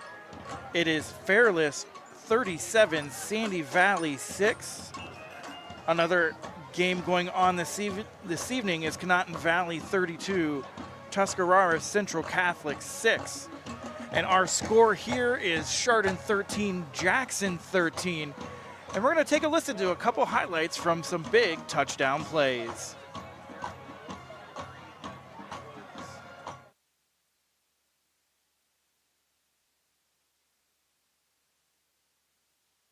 Cole is up under center. They are now in a Maryland I. Handoff to the second back. He's got room, breaks one tackle. He's at the 50, the 40, the 30, the 20, 10, 5. Touchdown, Hilltoppers. That's number 6 for the Hilltopper, Drew Platts, into the end zone to kick things off. Second play of the game. You know, Mike, what a great play here. Back-to-back plays, going to either sideline and then sticking it right down the middle with Platts right down the yard for about 55 yards. And that was the Hilltoppers' first touchdown of the game. Breaking things open was Drew Platts right up the middle for the Hilltoppers. But it didn't take long for Jackson to get themselves on the board. Mulliman is in the shotgun formation. It is going to be 2nd and 10. Snap is back. Mulliman looking to throw, looking to his right. Doesn't see anything. He's going to roll out a little bit, throws it, and he has a man wide open, number 13, and he dives into the end zone. Touchdown. Touchdown, Lucas Yoder. So that was Jackson's first touchdown. Mulliman to Lucas Yoder. Yoder able to find the soft spot in the zone defense and take advantage to put the Polar Bears on the board. But it wasn't too long where the Hilltoppers were able to answer.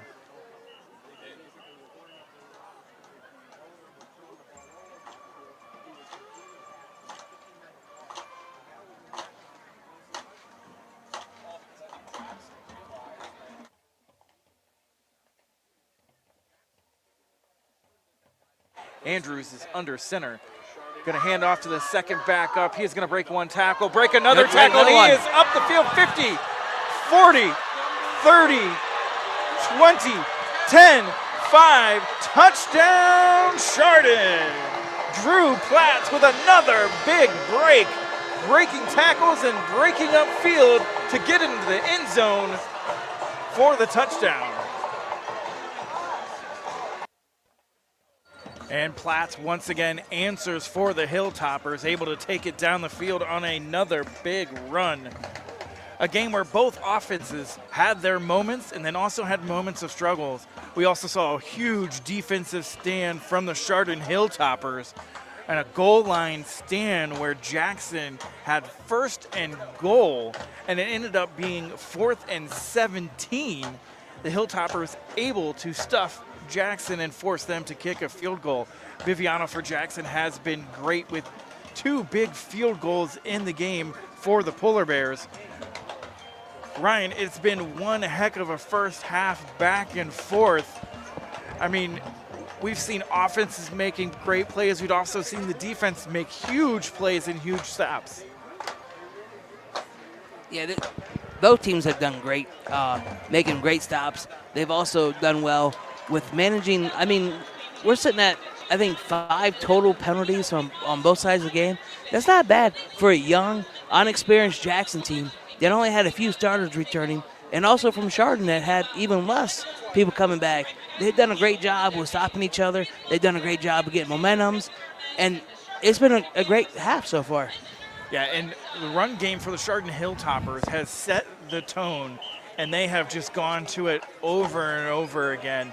And Jackson does not have an answer for Platts. He had a 55-yard touchdown run and a 44-yard touchdown run a couple series after that.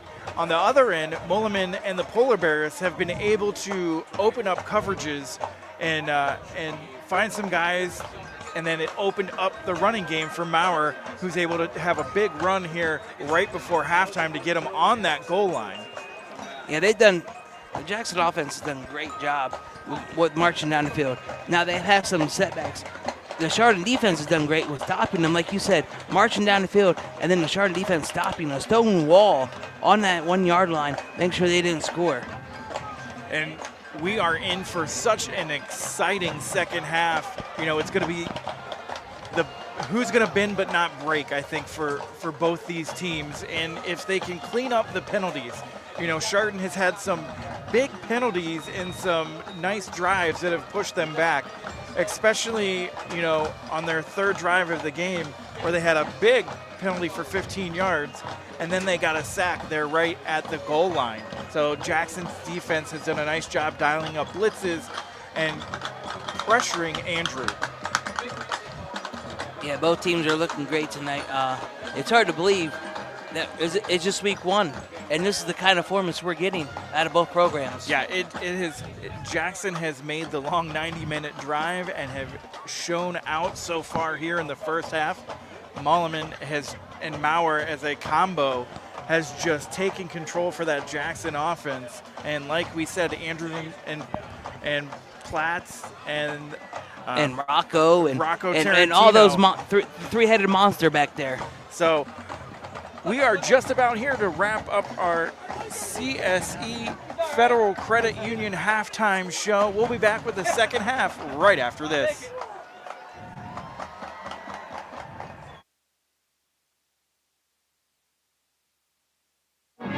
Missed the big game? Don't worry. Q92 Sports has you covered. Head over to the Q92 Sports page on SoundCloud right now. From high school football, basketball, baseball, and softball to Mount Union football and basketball. We've got it all there for you to listen to in our massive archive that stretches from today's games all the way back to the launch of Q92 Sports in 2016. Follow Q92 Sports on SoundCloud today.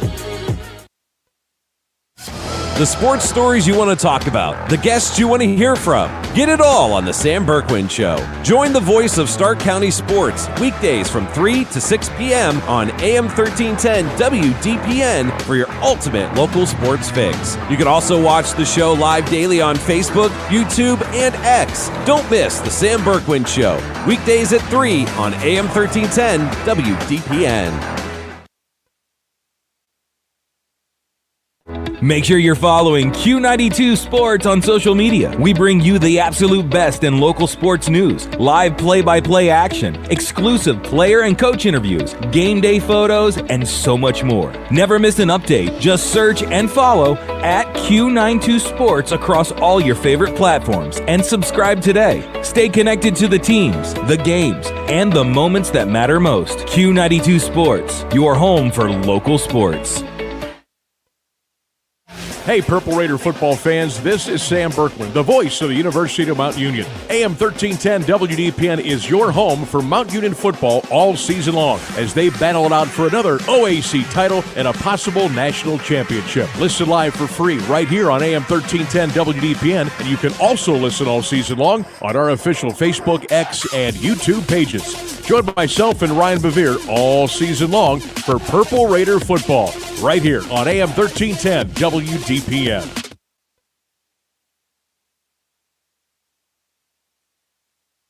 Hey, sports fans, if you love local sports as much as we do, make sure to head over to Q92radiosports.com.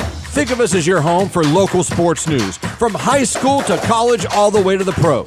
We have area scores, local weather updates, and a quick and easy way to reach out and contact us. Best of all, it's the place to listen to all of our high school and Mount Union football games all season long. The home for Q92 Sports is Q92radiosports.com. This is head coach Jay Rohr from the Jackson Polar Bears. You're listening to high school football on the Q92 Sports Network. All right, we are back here about to start the second half. Both teams are finishing up their warm-ups here. Jackson will get the ball here in the second half. So Mulliman and Maurer will come out and see what kind of offense they can put together here coming out of halftime. Ryan, what do we expect here? If you're Coach Rohr, what do you say to your team in there at halftime? You know, Coach Rohr needs to tell his boys, hey, shaping up. We can't make the penalties. We can't make the mistakes we've been making. I mean, 5 penalties for 55 yards. Of those 55 yards, it counts for a Chardon touchdown. Right now, you know, it would be 6-13. It didn't have those 55 yards. He's also telling his defensive linemen to wrap up. Platts has to be able to get stopped. All right, and if you're on the other side of the field and you're Coach Landes, I mean, your Hilltoppers played a pretty decent first half to stay in this ball game. Last year's game was pretty lopsided, and they are hanging tough here on this Thursday night. Yeah, you know, we mentioned a little bit about last year's game. Last year's game started out with Jackson scoring 3 touchdowns right out of the rib with Corey Jacobs. Obviously, he graduated, but these Hilltops now are home. It's Thursday night. 6 guys, 6 returning starters. If you're Brian Landes, you're in that locker room, you're singing their praises because these guys are not giving up. These guys are sticking to a game plan, and they are nailing it against this Jackson defense. Yeah, they've done a real nice job. 12 returning starters total, 6 on each side of the ball, and they have come out with a great game plan to stay in this ball game. And they're eating up the clock when they do get out there, which is probably part of their plan, especially since Jackson has gone this hurry-up, no-huddle offense. Immediately, as soon as they run a play, they run another play. So both teams are heading to the sidelines. The Q92 Sports Network is proud to bring you Walsh University football, brought to you by Berry Cheese. Listen to the Cavaliers football all season long on Q92 Sports Facebook, YouTube, and X pages. Our coverage begins next Thursday night at 7 p.m. when Walsh takes on West Liberty. So Jackson's receiving team is going to make their way out.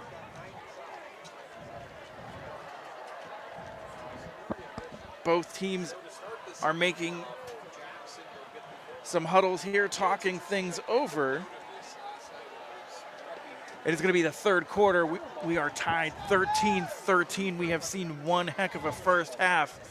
Both teams throwing punches here and nobody really backing down. No, both teams staying strong. Both teams sticking to a game plan. Yes, there's been mistakes, but hey, one. So, number 9 is back deep. Will Sterling, and number 13,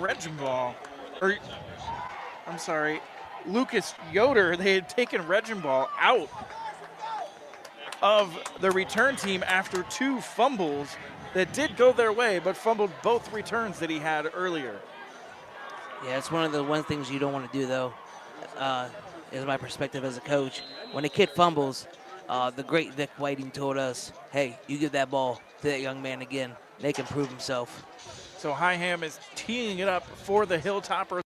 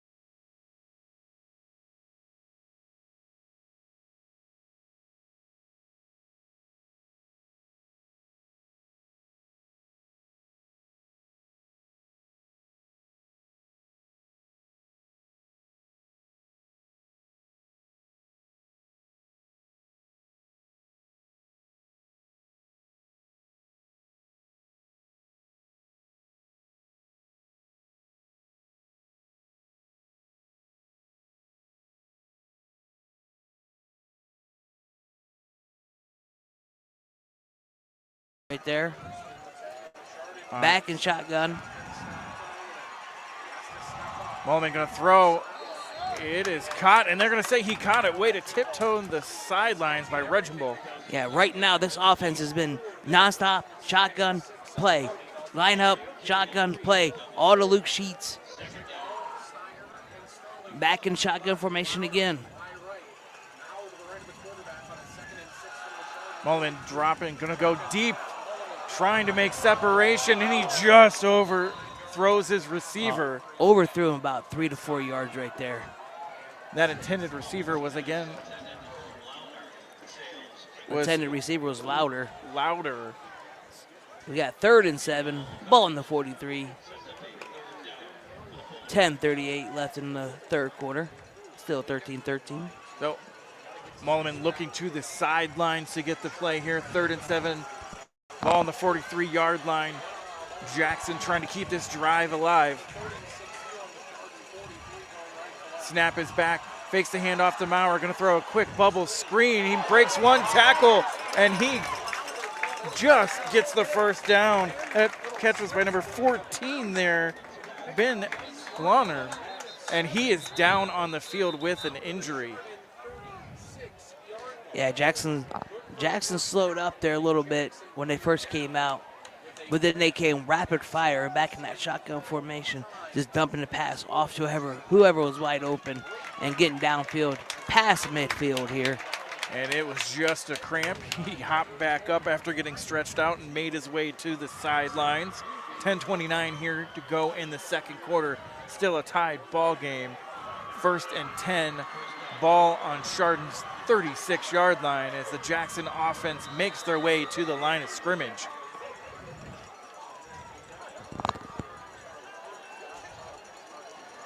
Mulliman and Maurer in the backfield, shotgun formation, and we have a flag on the field here. Multiple flags. Looks like we're going to get 12 men on the field for the defense on Chardon. The referee out there is counting them up. Yep, they had 12. Someone just snuck off the field. You know, and that's one thing that's hard right now. Jackson's running that nonstop play after play after play. You're trying to sub guys in and out. Sometimes you get a little confused on what's going on, and you might have more than what you need out there. So Chardon had 12 men on the field. And that is going to push to a 1st and 5 for the Polar Bears. Ball on the 31-yard line. Mulliman shotgun formation, Maurer to his left. Snap is back. Mulliman looking to throw. Has a man. Number 18 is going to catch it, and he is going to get the first down and more. Beautiful catch there by Micah Regenball. And Jackson is just coming in that huddle, hurry up offense. So ball on the 15-yard line, 1st and 10. Jackson driving down the field, trips to the right of Mulliman. Maurer to his right also. Going to hand off to Maurer. He's going to the left, trying to break a tackle, get to the sidelines, where he is shoved out of bounds.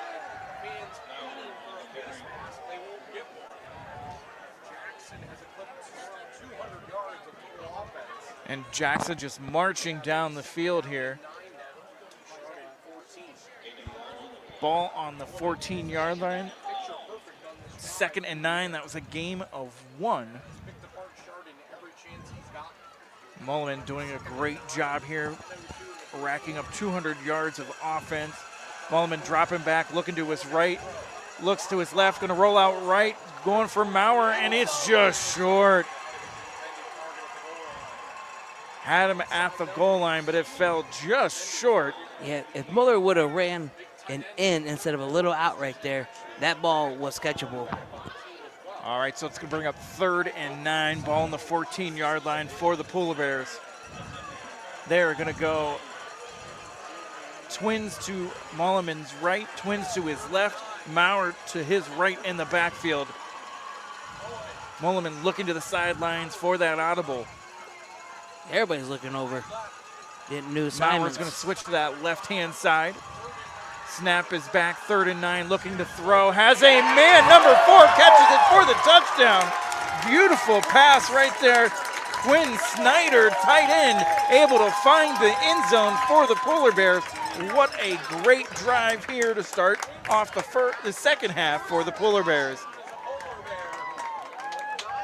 Yeah, Mike, they started out slow. Little sluggish coming out back from halftime. Negative 2 yards. And then incomplete. And then rapid fire to go all the way down and get a nice little touchdown here. So Biviano is set to attempt the extra point. Snap is back, hold is down, kick is up. And it is through the uprights. So that is Jackson 20, Chardon 13 here. Jackson has 218 yards of offense, 0 turnovers. What a great first drive for the Polar Bears. I mean, you couldn't ask for anything better. Mulliman just taking control of his offense, driving him downfield, finding holes in the coverage where his receivers would just stop and sit. Yeah, Mulliman is doing a great job here, sitting at, helping the Jackson offense be at a total of 225 yards, 218 yards. He's coming down. He's been a general. He's been everything you need in a captain on your offense for this team. So Jackson set to tee this up. Biviano is going to boot it away. Chardon is back deep, is number 1, Rocco Frisco. And number 25, Cooper Borden. But the Hilltoppers has yet to be able to return a kickoff here because Biviano has booted it into the end zone every single time. Yeah, Biviano's been a great asset to the special teams. One of those things that people almost overlook is special teams, but if you can get that down pat, you're in a good seat. So Biviano boots it away. It is going to be short. And their Hilltoppers are going to get their first return of the game, and he is brought down hard by number 12 of the Polar Bears. What Anthony nice Corsi just lays some wood on number 25, Cooper Borden. And Luke Sheets able to go low, and Corsi went high and just took him out. Yeah, what a hit. All right, so Andrew and the Hilltoppers will huddle up here for their first offensive possession in the second half. They have 215 total yards of offense. Andrew's in a shotgun formation, running backs on either side of him, Tarantino and Platts. Snap is back, hand off to Platts. He's going to go on the left side, cuts it back to the right. Not a whole lot of room to run there. Beautiful job of wrapping him up. It's number 11 for the Polar Bears, Luke Mason. Yeah, Mike, you talk about if you're Jay Rohr, what'd you tell your team? It looks like he got his team fired up because they've come out to play some football this half. So Hilltoppers coming to the line of scrimmage, still in the shotgun formation. Tarantino and Platts in the backfield on either side of the quarterback. Tarantino in motion, snap is back. Andrews going to keep it himself, has a wide open hole, breaks one tackle, driving, and he picks up a first down and more. Beautiful play call there by the Hilltoppers. Able to pick up that first down. Yeah, every once in a while, Andrews is getting that Jackson defense sucked into the middle of the field where he can break off of that end tackle right there and get an extra few yards. Yeah, the big thing is that fake handoff to Platts going to the left-handed side, and then Andrew coming to the right. Beautiful hole, open wide up by that big offensive line. 1st and 10, ball on the 47-yard line. Shotgun formation, man in motion. Snap is back, handoff to Platts. He cuts it back upfield, driving, trying to pick up a few yards. Maybe gets about 2.5. We'll see where they mark it. So it's going to be second down. 2nd and 9, so they only gave him 1 yard there. Andrews looking to the sidelines for the play call. Hilltoppers taking their time, eating up some clock here.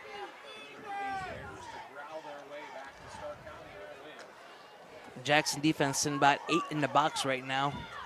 So first time this half, Andrew is under the center. Here comes the Maryland eye. Platts is second man up, hand off to Platts. He's going to break one tackle, breaks another, dragging a man for the first down just over the 40-yard line of the Polar Bears. Number 45 there on the tackle for the Polar Bears, Jared Kaiser. Yeah, looking at the defensive play right there, coming as a defensive line coach here myself in the previous life, is Luke Mason has been able to get back to that back in the backfield so far, but he's going too deep and not being able to see where that ball is at, and I think that's where they're having their success. So Maryland I formation again for the Hilltoppers. 1st and 10, ball on the 39-yard line. Quick pitch to Platts, nowhere to go. Beautiful job by that Jackson defense. Number 40 there to blow up the play for the Polar Bears, Jack Gallucci. So it's 2nd and 10. Big play there by the Polar Bear linebacker to hold Platts for a 1-yard loss. Jackson still in that 5-man front here on defense with 2 stacked linebackers. And it looks like a rover almost, a guy playing freely. So Andrew under center, 2nd and 11, man in motion. Gonna run a counter. Tarantino leveled. Oh, there's a flag on the play, but Tarantino is leveled just past the line of scrimmage. Gallucci again with the big hit. He is all over the field on this possession. So we have a flag on the field. And it looks like it is holding. It will be against Chardon. We're still waiting, and we're going to get a hold against Chardon. And that's going to push him back 10 yards after the 2-yard loss.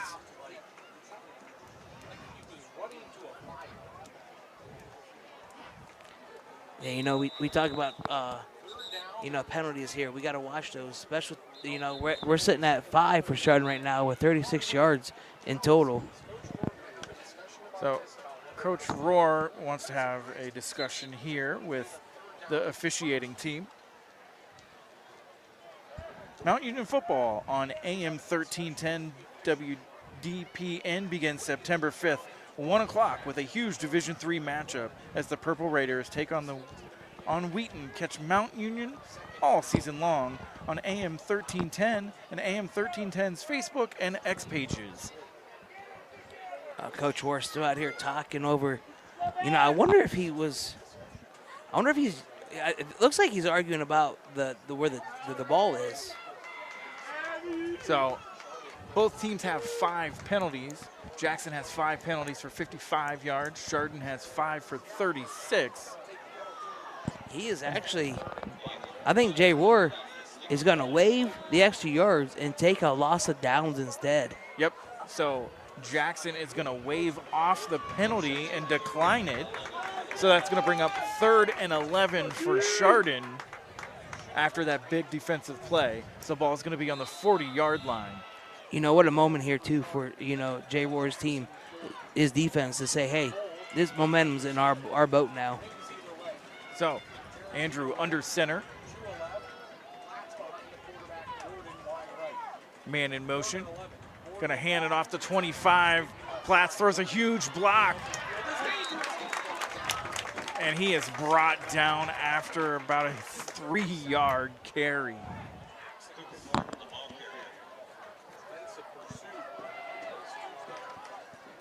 Borden is the ball carrier for the Hilltoppers. That's going to bring up 4th and 11.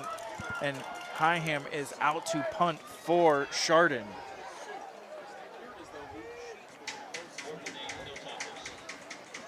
This is Chardon's 2nd time punting. So Jackson defense able to hold Chardon. Higham, that is tipped. Ball is tipped by number 48 for Jackson. Great job by special teams. Reese Myers able to get in there and get a hand on that punt. Special teams for Jackson coming up big this evening. I tell you, Jackson's special teams might be the special thing about this program, this team right now, especially in week 1. So Jackson will take over. 1st and 10, ball on the 24-yard line. I mean, tipping the ball to have a 15-yard punt at most here Shown scoreboard, Fairless 44, Sandy Valley 6 in the third quarter. So 5:46 here left in our game. Jackson 20, Chardon 13. Mulliman back out there to lead his offense. Mulliman and Maurer in the backfield. Two receivers in motion.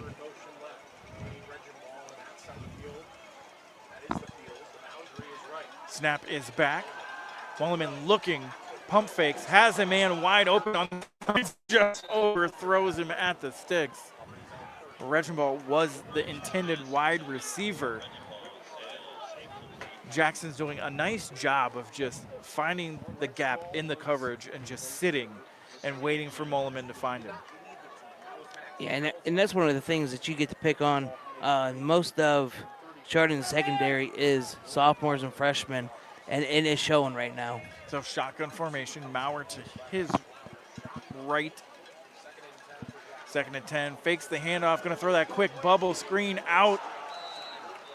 And very little gain there.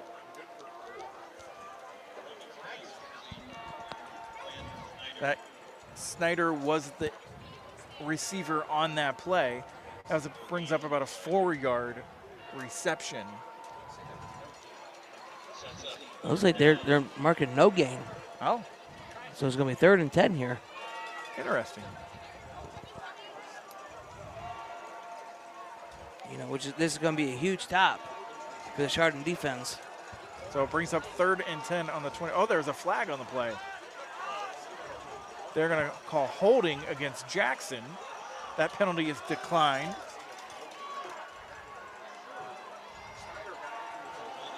So it brings up 3rd and 10. Mulliman, Maurer in the backfield. Snap is back. Mulliman looking right, still looking right, going deep. Has Reginbald wide open, deep. Oh, just misses him. Just through his fingertips. Just a little bit too much out of Reginbald's reach there. Beautiful play call there by the Polar Bears. So it's going to bring up 4th and 10. Ball's going to stay on that 24-yard line. Man, Reginbald just need a little faster, and we're looking at 6 points there on the scoreboard from a huge play. So Jackson's going to have to punt. Back deep for Chardon is Tarantino. Snap is back. Punt is low. Line drive. Going to hit around the 40 and roll. And it is going to... Nice little roll there on that low line drive there on the punt. And that's going to bring up the Hilltoppers offense. And they're going to start on their own 32-yard line, 1st and 10, with 5:10 left in the third quarter. Man, I can't say much more than how impressed I am with the Chardon defense. Only 6 returning starters. And these guys are hanging tough with the Polar Bears. These guys are not giving anything. They are making Jackson work for everything they have. So Hilltoppers coming to the line of scrimmage. Maryland I. Andrew under center. Platt second man up. Tarantino in motion. Hand off to Platt. He's going up to the right-hand side. Breaks one tackle. Breaks another. Lowers the shoulder, but there is a flag on the play. And it's going to be in the area of holding. Man, oh, they're going to call. They are calling a face mask against Jackson. So that is a 15-yard penalty added on to a big run there by Platt. So it's Jackson 20, Chardon 13, 5:03 here in the third quarter. Chardon is marching downfield. Jackson's defense is looking at 6 penalties for 70 yards. So wing T formation. Andrew under center.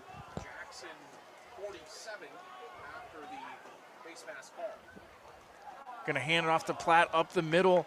Not much room to go. He's got about a yard there on that carry. Jackson's defensive line doing a nice job of just plugging the holes and nowhere to go. Yeah, the Jackson defense is Their defensive linemen have done a great job tonight, led by Reese Myers. So 4:13 left here in the third quarter. Chardon driving, 2nd and 8, ball on Jackson's 49-yard line. Both teams come to the line of scrimmage. Maryland I formation, Platt's second man up. Quick pitch to Tarantino, and he is stopped right about the line of scrimmage. Maybe even a little bit of a loss there.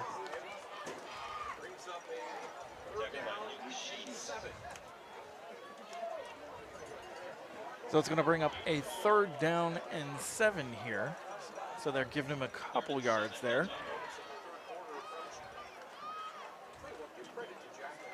Jackson's defense holding strong here on that run game from Chardon. Maryland I formation. Andrews making some calls at the line of scrimmage. Handoff to Tarantino up the middle, breaks one tackle. He's trying to struggle to get more, but he is going to fall short of that first down, only able to pick up about 4 yards on that carry. Yeah, these Chardon offensive linemen have been great for this offense so far. So big, solid guys. So it brings up a 4th down, and it looks like Chardon might be going for it here. And we got a 4th down. The stands are shaking tonight. We are in the stands for one of the first times, and the Jackson fans have showed up, and they're going crazy right now. They're trying to roar. They're Polar Bears together. 4 for both teams. Jackson's defense come to the line. Chardon in shotgun formation. Tarantino in motion. Snap is back. Andrew's going to keep it, lower his shoulder, driving, trying to get that 1st down. It's going to be close.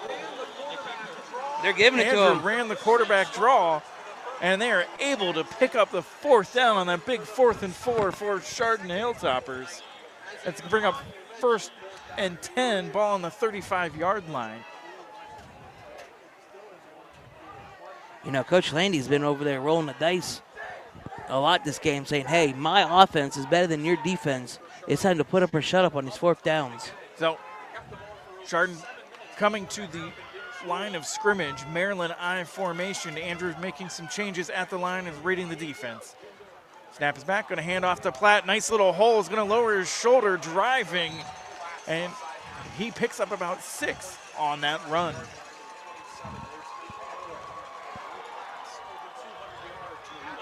So, a great job.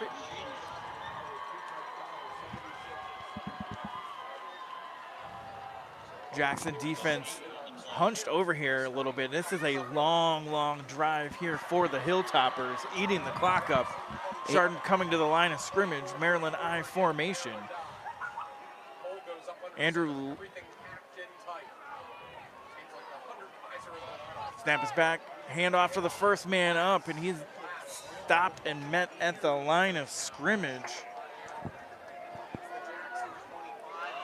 He's going to get to the Jackson 25-yard line. Yeah, Mike, you mentioned, the Jackson defense is looking a little tired out there.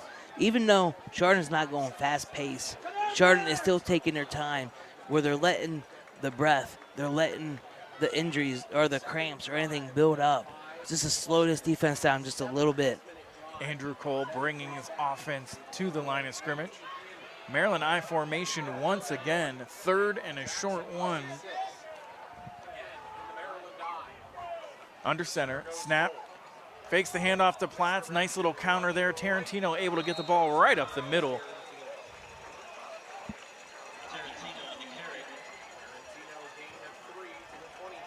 Nice job able to pick up that 1st down with a gain of 3 for Tarantino. When they're in that Maryland I formation, it really, you got to guess who's going to get that ball, especially if they've been running really good counters, and that offensive line has done a great job opening up holes. You got the really good counters, they're running with it. They got the misdirection. One's going one way, one's going one way. They're acting like they got the ball. It is just been great offense for these Chardon Hilltoppers. And our clock is winding down here. Both teams going to head to the sidelines. That's going to be the end of the third quarter. Jackson 20, Chardon 13. Chardon has 281 yards of offense, right? Did I see that right? 285 yards. The Chardon offense. Jackson's offense has a 218 yards last time I was able to check. So both offenses have come to play here. We're going to step aside, and we'll be back with the fourth quarter right after this.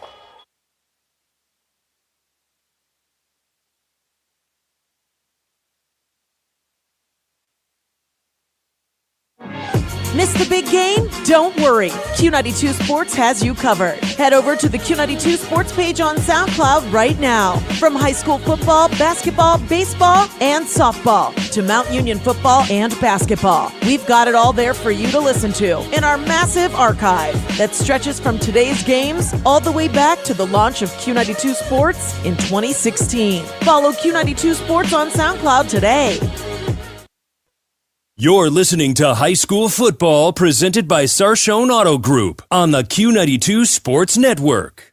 All right, we are back here in Chardon with one heck of a ball game, especially in that third quarter. Chardon is driving down the field. Andrew Cole leading his offense, and Platt just able to carve up this Jackson defense. Jackson kind of needed that break there. In between quarters, get some water. They were sucking some wind there because this Hilltoppers team has put together a long drive. There was 7 minutes left in the third quarter when the Hilltoppers got the ball. So, ball on the 23-yard line, 1st and 10 for the Hilltoppers. Maryland I formation. Andrew Cole is coming under center, reading the defense. Snap is back, hands off to Tarantino. He's got a nice block from Platt, and he is able to pick up the first down and shoved out of bounds. See where they mark it. Looks like it's going to be about the 4. It's hard to see with all the Jackson players standing there where they're going to mark that ball, but it's going to bring up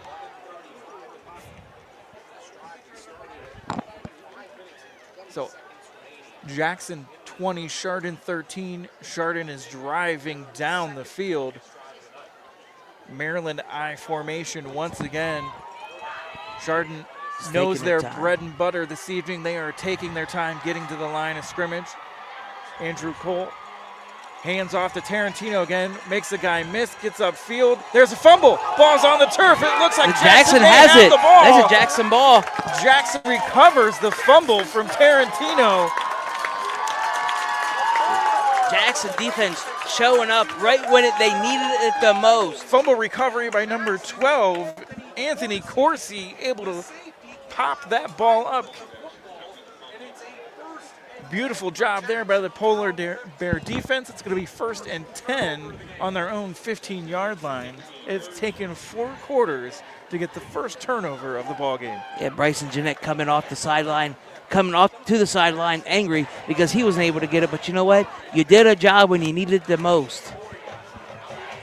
So, Malman and Maurer bring their offense out. Shotgun formation. Blitz showing. Snap is back. Linebacker's coming. And Maurer is met just past the line of scrimmage. Jackson not able to stop that blitz. I mean, this Jackson offense is looking completely a whole lot different than last year. Again, last year we had Corey Jacobs, who had over 1,500 rushing yards last season, graduated. Now they're back to a throwing team. So Ivan Chua able to stuff that run at the line of scrimmage. So 2nd and 10, ball on the 15-yard line for Jackson. Snap is back, handoff to Maurer, trying to get to the edge, makes one man miss. Picks up a couple yards, and he is shoved out of bounds. Maurer moves it up to a 1st down for the Polar Bears. They are right back to the line of scrimmage, not getting Chardon a chance to get a play in or subs. It's their bread and butter this Malman looking able to complete the pass just before the sticks. Ben Blauner able to bring that in. Jackson back up. Jackson back at the Ready line to of go. scrimmage. First and it's a 5-yard play. 2nd and 5, ball on the 32-yard line. Mulliman looking for his receiver. Reginball able to bring it in and fights for some yards. Able to pick up that first down. What a snag. That ball was thrown a little bit high. Reginball able to bring it in. That ball was what we call the hospital ball. You throw it up and hope a receiver catches it, but whew. Jackson right back at it. Reginball on the far right. Mulliman looking for Reginball. Oh, he took his eye off the ball to see where his DB was and just missed it. He was wide open. Yeah, Reginball was looking downfield at Snyder, who was also wide open, middle of the field. And Mulliman just decided to throw it over to the sideline. So that's going to bring up 2nd and 10. Ball on their 39-yard line. Mulliman, shotgun, hands off. Nope, he's going to keep it himself. Looks for that bubble screen. Nowhere to go. A little bobbling. They're going to call that incomplete. It went right through the receiver's hand. Sterling not able to haul that in. Yeah, I think they got a little lucky there with calling that incomplete pass, because that was still at the line of scrimmage. That could have been a fumble. So 3rd and 10 for the Polar Bears. Slowing it down here a little bit to get the play call in. Mulliman is bringing his team to the line of scrimmage. Again, this Chardon defense is being that stone wall when they need it the most. Chase Maurer in the backfield with Mulliman. Snap is back, shotgun, looking to throw, has Maurer in the flats, throws it, he is driving, spins out of a tackle, keeps his feet driving and dives close to the first down. It is going to be close. Let's see where they marked it here. They have no markers yet. No sign yet. No, nothing yet. They're going to mark him short. Nope. They're giving it to him. They're giving it to him there. Jackson was quick up to the line, but they got to get the chains moved. So it is 1st and 10. Ball at the... A little confusing there. Yep. Some of the officials didn't know what was going on. They thought it was 4th down. Some marking it 1st down. But it's going to be 1st and 10. That's a 10-yard play there. Maurer making things happen. 1st and 10. Ball on the 49-yard line. Mulliman looking to the sidelines. All 11 on the offense looking over. Even the lineman getting new assignment. Mulliman calling the changes. Snap is back. Looking to his right. Passes to his left. Has a man, and he is blown up. They're going to call that incomplete. A late incomplete there. Launer there was the intended receiver. Hilltopper defense doing a nice job of reading the play. 8:08 left here in the 4th quarter. An incomplete pass with the time still running. 2nd and 10. Snap is back, going to hand it off to Maurer. He breaks one tackle, driving the pile forward. Able to pick up about 2 yards on that play. It's going to bring up 3rd down. This is a Jackson team that we've seen so far. Jackson came out, right out the rip, play after play after play after play. Now in the 4th quarter, with the final minutes ticking down, they are slowing the ball down to try to come home with the win. So it is 3rd and 8. Ball just over the 50-yard line. Shotgun formation, twins on both sides, snap is back. Mulliman looking, has a man right at the sticks. Reginball makes one man miss, and he is shoved out of bounds. Pickup of about 15 there on the play. 1st down for the Polar Bears. Man, this connection Mulliman has with his receivers is great. The connections are there. They're grabbing these balls. They're going out all the way out to what they can to make plays for this team. So Polar Bears coming to the line of scrimmage. Maurer to Mulliman's left. Twins to the left. Mulliman's going to roll out to his left, looking deep, has a man and just overthrows him. But he was feeling the pressure there. I was going to say, he threw that as he was going down to the ground himself. Platt's able to apply the pressure. Reginball was the intended receiver, not able to connect there. Mulliman's shaking his arm a little bit like he has a stinger.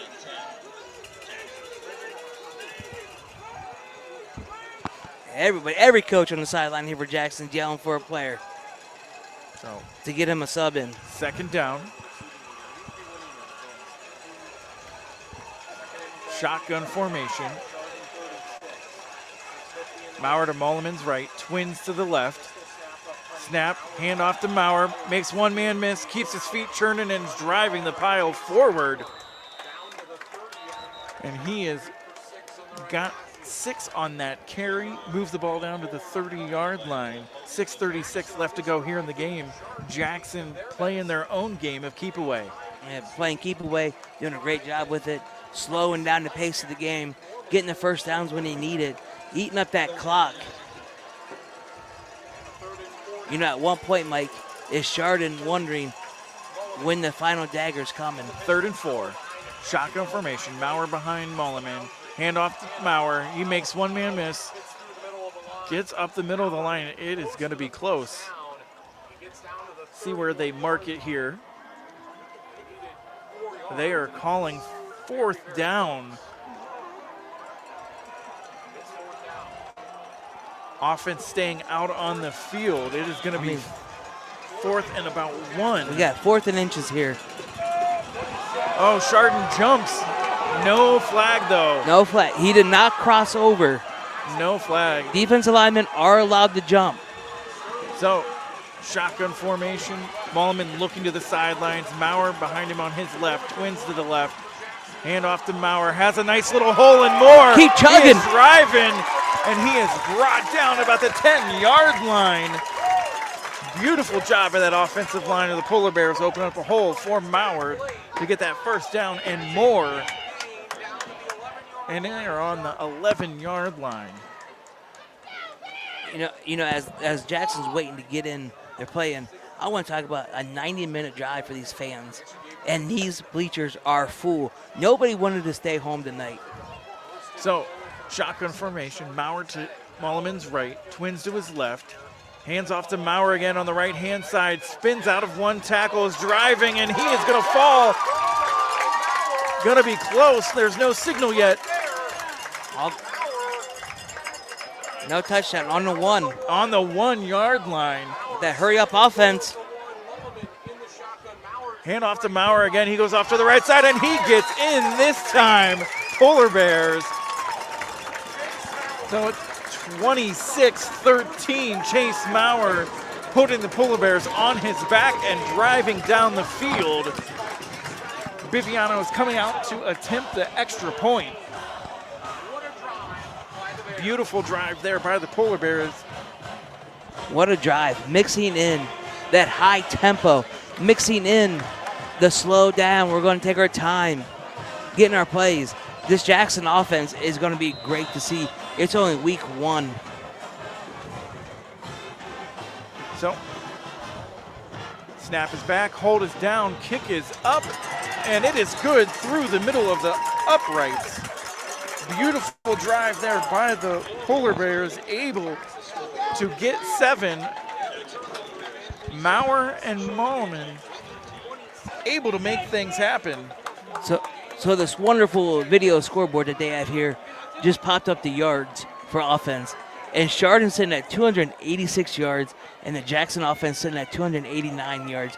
What a game, Mike. What a game. Both teams just doing a beautiful job marching down the field. So 27-13, Jackson with the lead. 4:40 left to go here in the ball game. Biviano is bringing his special teams out. He's going to set to kick this one away. Man, what a drive from the Jackson Polar Bears there.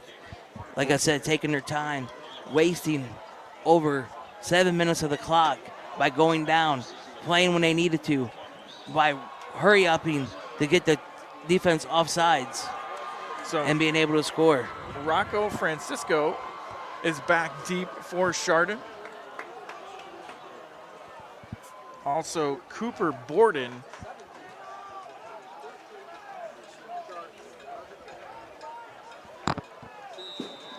Biviano tees it up. He is set to go. here it goes. It is going to be just short of a touchback. Borden makes one man miss going up the sidelines before he is shoved out of bounds at about the 28-yard line. So the Hilltoppers will come out on offense. We'll see what quarterback Andrew Cole and his running back stable, I guess you could say, is going to do with this drive. For sure. Mike, you're sitting at down 14 with 4:30 left. Do you stick to your game plan, or do you try to take it out and try to get some points up so that we can take this into overtime, or we can, have a chance to win the game? And the big thing, I don't think Chardon has completed a pass yet this evening. It's been all run. So shotgun formation, man in motion. Gonna roll out, plants his feet, gonna roll back to the right, has a man wide open, has some room to run. Jackson fans calling for a crackback, but no call. A big man, number 70, on the reception for Chardon. And we're gonna get it. We got laundry thrown everywhere on the field by multiple. Andrews.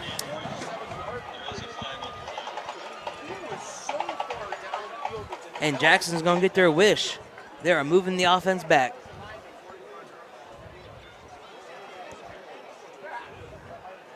I don't know if he said that he was going to be an eligible receiver or not. I think that's what they're talking about. These officials have done a lot with these flags that they've called tonight. There's been a lot of laundry on the field. Like I said, it's week one for the players, for the coaches, and for the officials. So I'm glad that they're taking their time and realizing what it is so that we can get this game right. So officials coming over to Coach Rohr to talk things over here.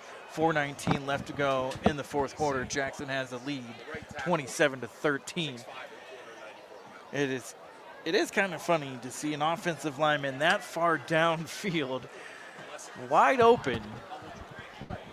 But, if he declared himself as an eligible receiver, then we have no issue. Hey, as a former lineman, I wish he did, because those are one of the beautiful things to see, is the big man running the ball downfield. So officials still talking it over here. So both coaches kind of wondering what is going on here. Yeah, these officials are acting like it's a good Friday night. Nobody got to go to work tomorrow. Right? A 5 a.m. is going to come awfully quick.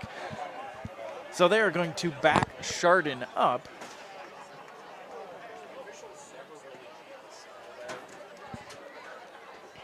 So they're going to call that an eligible receiver downfield. Chardon already back up to the line of scrimmage. The officials still trying to set the ball. I have no idea. He has called a bunch of things. Keep looking to the scoreboard because they've been putting penalties up, but they have nothing up. I think the press box might be just as confused as we are. All we know is, folks, it's a penalty against Chardon. We're thinking it's an ineligible receiver downfield with the lineman catching the ball, not declaring that he was eligible to catch it. So that brings up 2nd and 15. Ball on Chardon's 22-yard line. Andrew Cole coming under center. Platts to his right. Man in motion. Quick pitch out. Nope. Cole. Nope, Tarantino is down on that low ankle tackle. And we are going to have an injury timeout here. He is struggling. That tackle was right at the ankles, and he just rolled up on him. Yeah, it's right down at the ankle. And Mike, years past on week one, we had thought we're going to see a lot of cramps. But for some reason, this August has been a very cold, rainy, and there's not been a lot of cramps tonight. No, we just had that one instance of cramps, and it is a cool night here. Fog is kind of starting to roll into the stadium a little bit. Yeah, week one, and it's already fall weather. 4:07 left here in this ball game. Jackson does have the lead, 27-13. Tarantino is still down. Trainers are looking at that ankle. Listen to the Sam Berkwin Show live daily from 3 to 6 on AM 1310 WDPN and live on WDPN Facebook and X pages, as well as the Q92 YouTube channel. So Tarantino is up gingerly making his way to the sideline, really hobbling on that ankle. And that's something you really don't want to see week one, is one of your starting running backs going down there. No, especially when your running backs are playing that much of a key into your offense. So 3rd and 15, ball on the 22-yard line. The Polar Bear defense is starting to make their way out to the field. Andrew Cole breaking the huddle with his offense. Chardon, shotgun formation. Platts to Cole's left.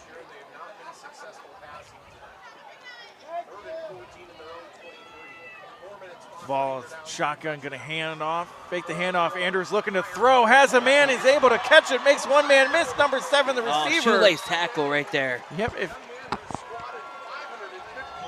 Number 7, Aiden Hardesty, able to bring that one in.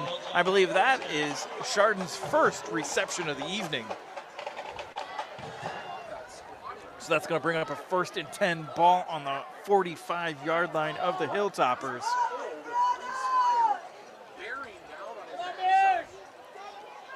Cole, shotgun formation, 2 running backs next to him.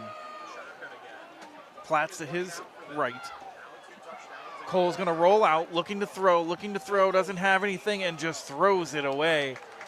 And heavy pursuit is number 45 for the Polar Bears, Jared Kaiser.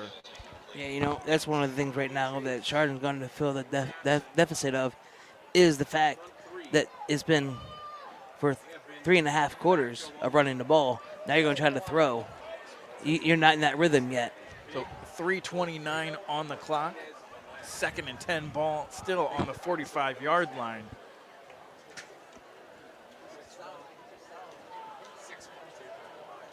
Andrew Cole breaking the huddle here, bringing his team to the line of scrimmage. Jackson defensive front, back to a 4-man front. 3 stacked linebackers. Guys in motion. Cole looking over the defense. Snap is back. Fakes the handoff, looking to throw.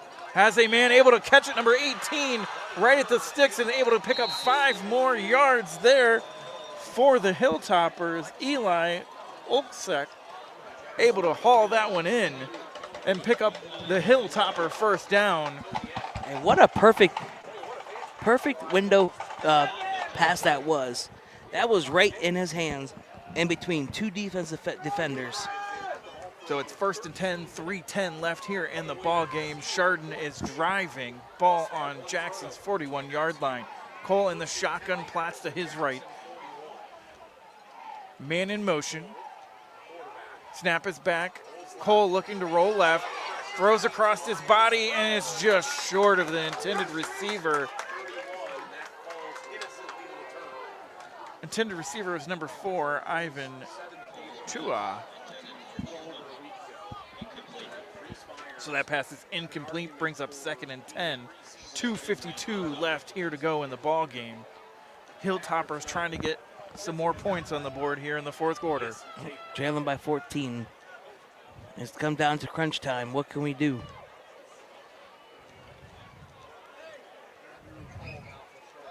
So Chardon in the huddle.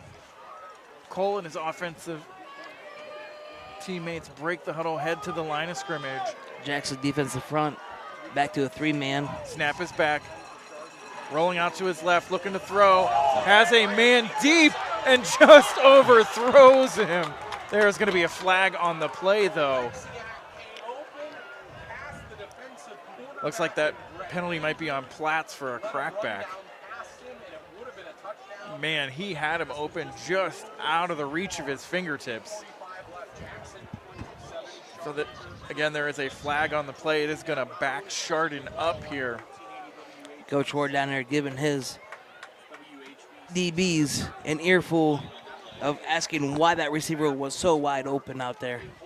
So 27-13, Jackson with the lead. 2:45 left in this ball game.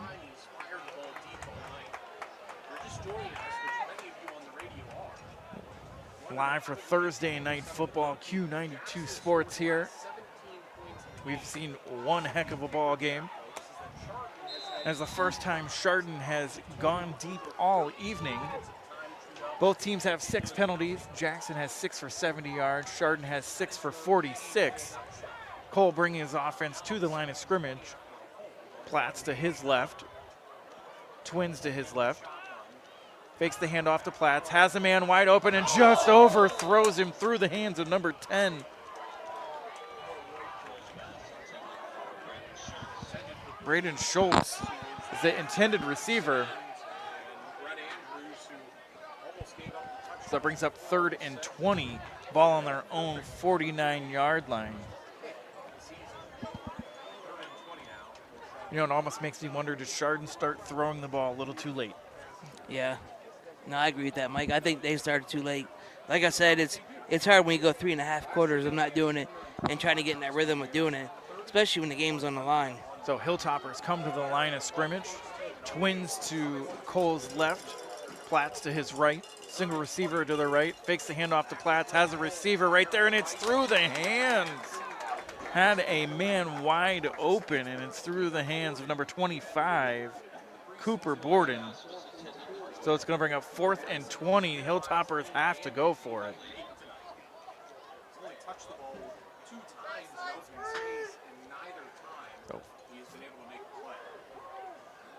So big play here for the Hilltoppers. 2:37 left to go in this ball game. And we are going to get a Hilltoppers timeout here to talk things over and kind of dial up a play. Ryan, it has been one heck of a second half here, you know. Jackson came out on fire, pushing themselves up and down the field. Their defense making big plays. Chardon, you know, has kind of stalled out on offense.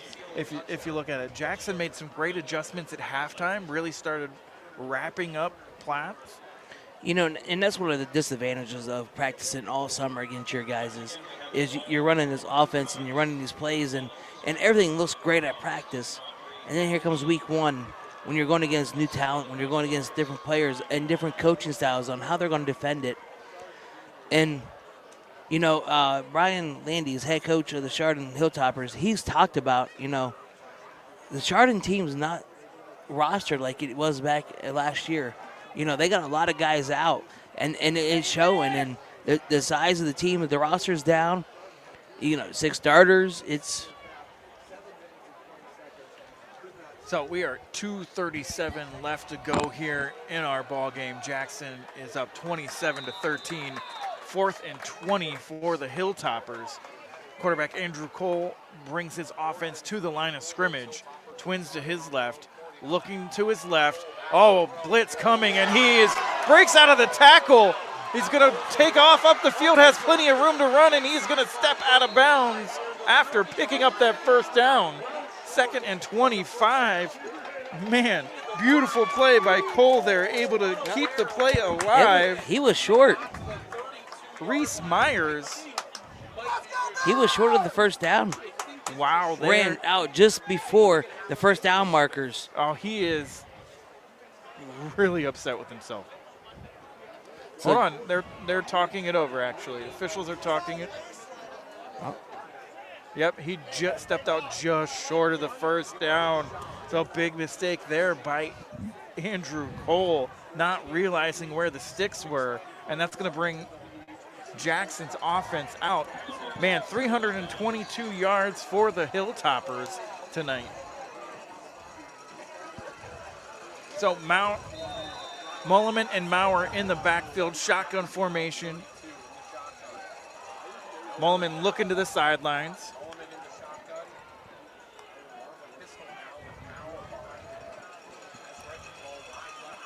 Snap is back, going to hand it off to Maurer, going to make one man miss, makes another guy miss, lowers his shoulder, runs one guy over and falls. And he is down. He is holding his knee.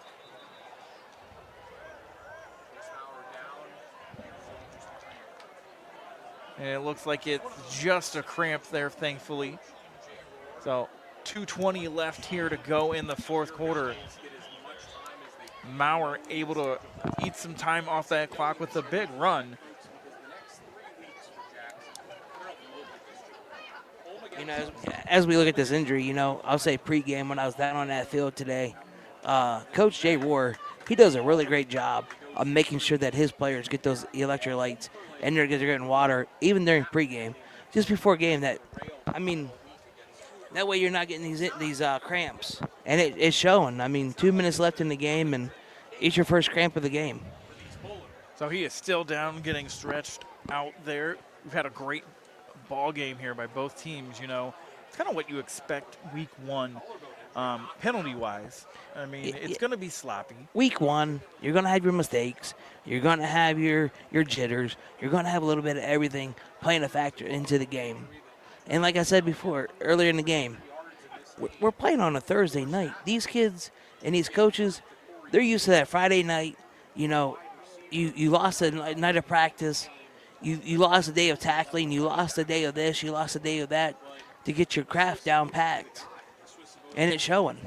So he's slowly starting to sit up here while he is making his way off the field. We are going to check the CHARDON scoreboard. Fairless 44, Sandy Valley 6. Conotton Valley 46, Tuskegee Central 12. So Maurer making his way to the sidelines now. I mean, he has, and some of these other seniors have too. Reese Myers has. Maurer, beautiful job this evening, you know, just running and trying to earn as many yards as he possibly can. So Jackson comes to the line of scrimmage. Mulliman. First and 10. Letting just the time roll out here. Which I don't blame him. I mean, it's clock 9:30. You're up 14 points. It's time to wrap it up. Mulliman gets the snacks, going to hand it off to number 24, and he gains about 5 on the run. Ty Jackson able to move the ball down the field and keep that clock running. 1:44 left to go here in the ball game. Jackson taking their time, looking to the sidelines to get their play in. Yeah, Jackson's going to simply just run out the time here. They're going to take their time. They're going to get some yards. They're going to run the clock and go home with the win. So it's 2nd and 6, ball in the 47, Mulliman and Jackson in the backfield. Once again, taking his time, going to hand it off to Jackson again, lowers the shoulder, and he is stuffed just past the line of scrimmage.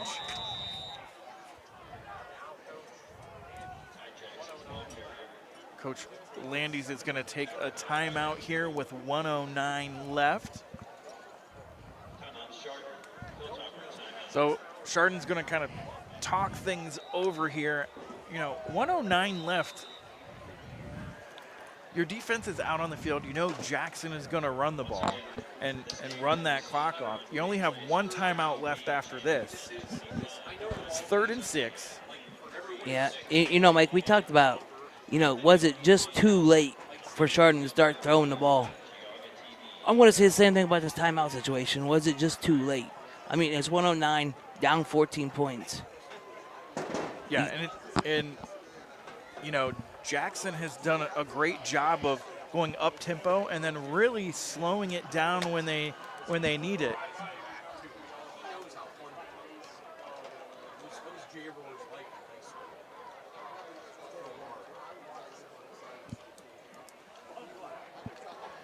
So Jackson breaks the huddle.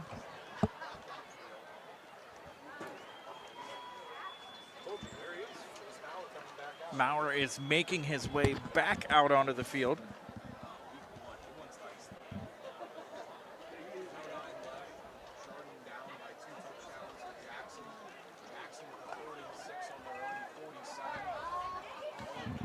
Mulliman in shotgun, Maurer to his left, Twins to his left, taking his time. Fakes the handoff, looking to go deep one last time. Has a man wide open. Caught by number 13, and he's taking it to the house. Touchdown, Jackson. So number 13 there, Lucas Yoder. Jackson caught the defense sleeping. Beautiful, beautiful play. As Connor Mulliman was going down too as he threw that off. What a beautiful pass. Yeah, throw off the back of his foot, takes it deep with a minute left. Jackson 33, Chardon 13.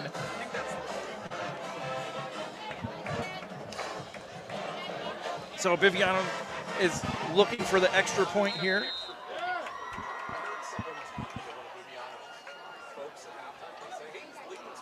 Snap is back, kick is up and through the uprights, and it is good.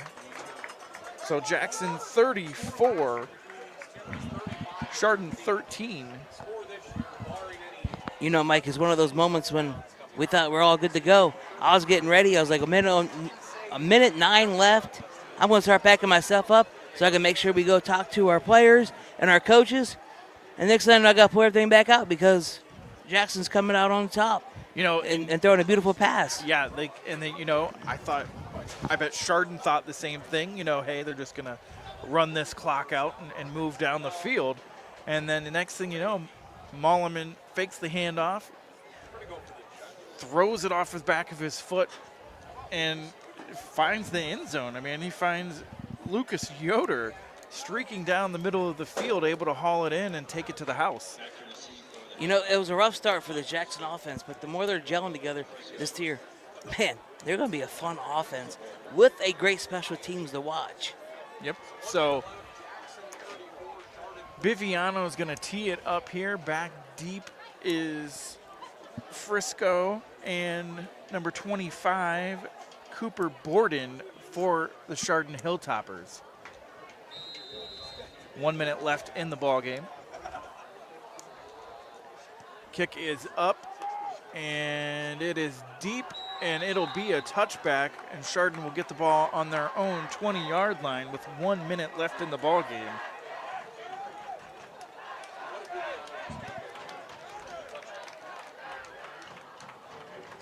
So with 1 minute left here, Andrew Cole is going to bring his offense out, trying to see if they can put something together here quickly.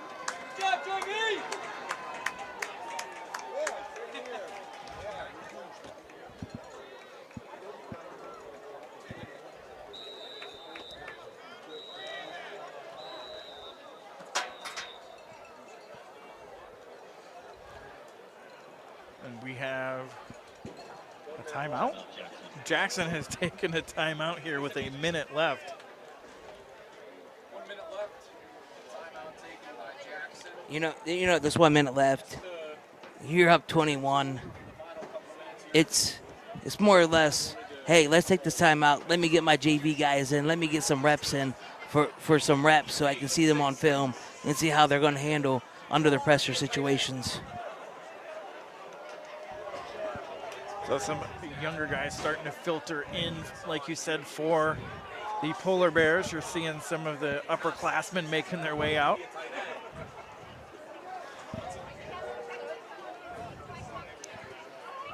Big offensive game for both teams. You know, Carter Mulliman has been nothing but impressive, finding his receivers Lucas and Reginball up and down the field all night long, and then you add the running game of Maurer, and it was just too much to handle for the Hilltoppers here in that second half. I tell you what, Mike, Federal League is going to look awesome to watch this year. Yeah, Federal League is going to be a tight race. I mean, anyone can come out with it. You have McKinley, who took it last year. You have Lake. You have Jackson. It'd be interesting to see what Hoover can do. I mean, they've got a great quarterback over there, and their defense looked really great in the 2 scrimmages that I saw this year. I mean, that league anyway is anybody can take it at any moment, but this year, especially this year, a lot of those teams are looking really good. And you have Perry, and you have the new coach over at Glen Oak also. So Andrew Cole under center. He is going to hand it off. Running Rocco Frisco able to take it off to the right-hand side, getting his first rush of the evening here. So 46 seconds left.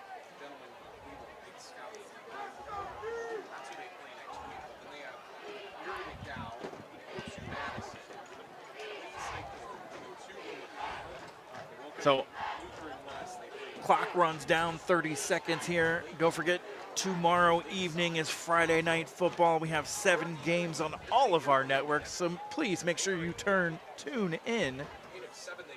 Handoff there up the middle, has a little bit of room. Frisco, but he is brought down at about the sticks with 13 seconds left. And we have another player down. It looks like cramps once again. Well, with 9 seconds left, it'll be interesting to see what we do here. Right, we have one big thing left to do, and it's something that is new for us this year. We have the Home Appliance Company Player of the Game.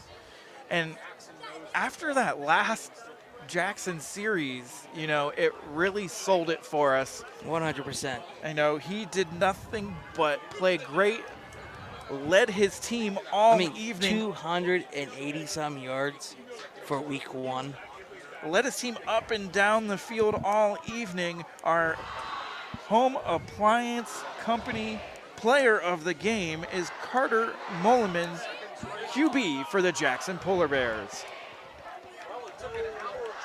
So they are just going to let the clock run out. Jackson is going to get the win, 34-13. They drive 90 minutes, and they have a great ride home with the victory. So 34-10, that is our ball game. We are going to step aside. We'll be back with some end-of-the-game highlights and stats, and we will be right back after this.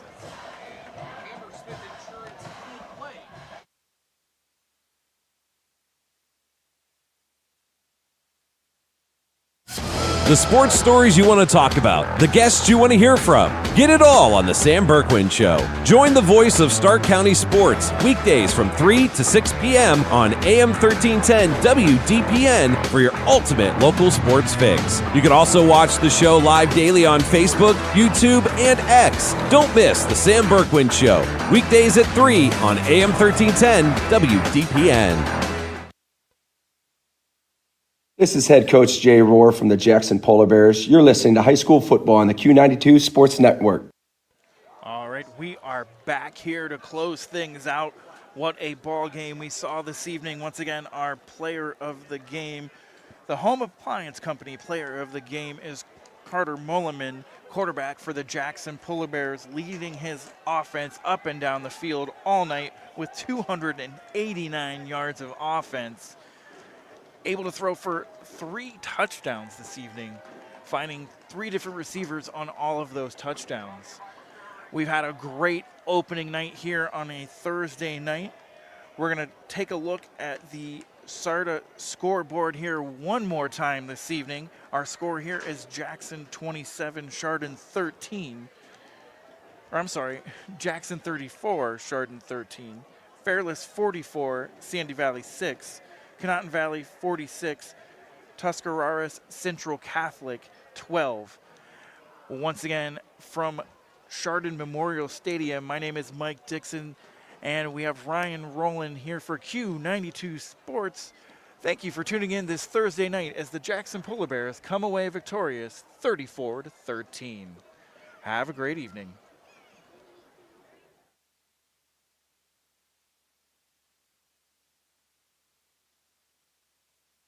Make sure you're following Q92 Sports on social media. We bring you the absolute best in local sports news, live play-by-play action, exclusive player and coach interviews, game day photos, and so much more. Never miss an update. Just search and follow at Q92 Sports across all your favorite platforms and subscribe today. Stay connected to the teams, the games, and the moments that matter most. Q92 Sports, your home for local sports.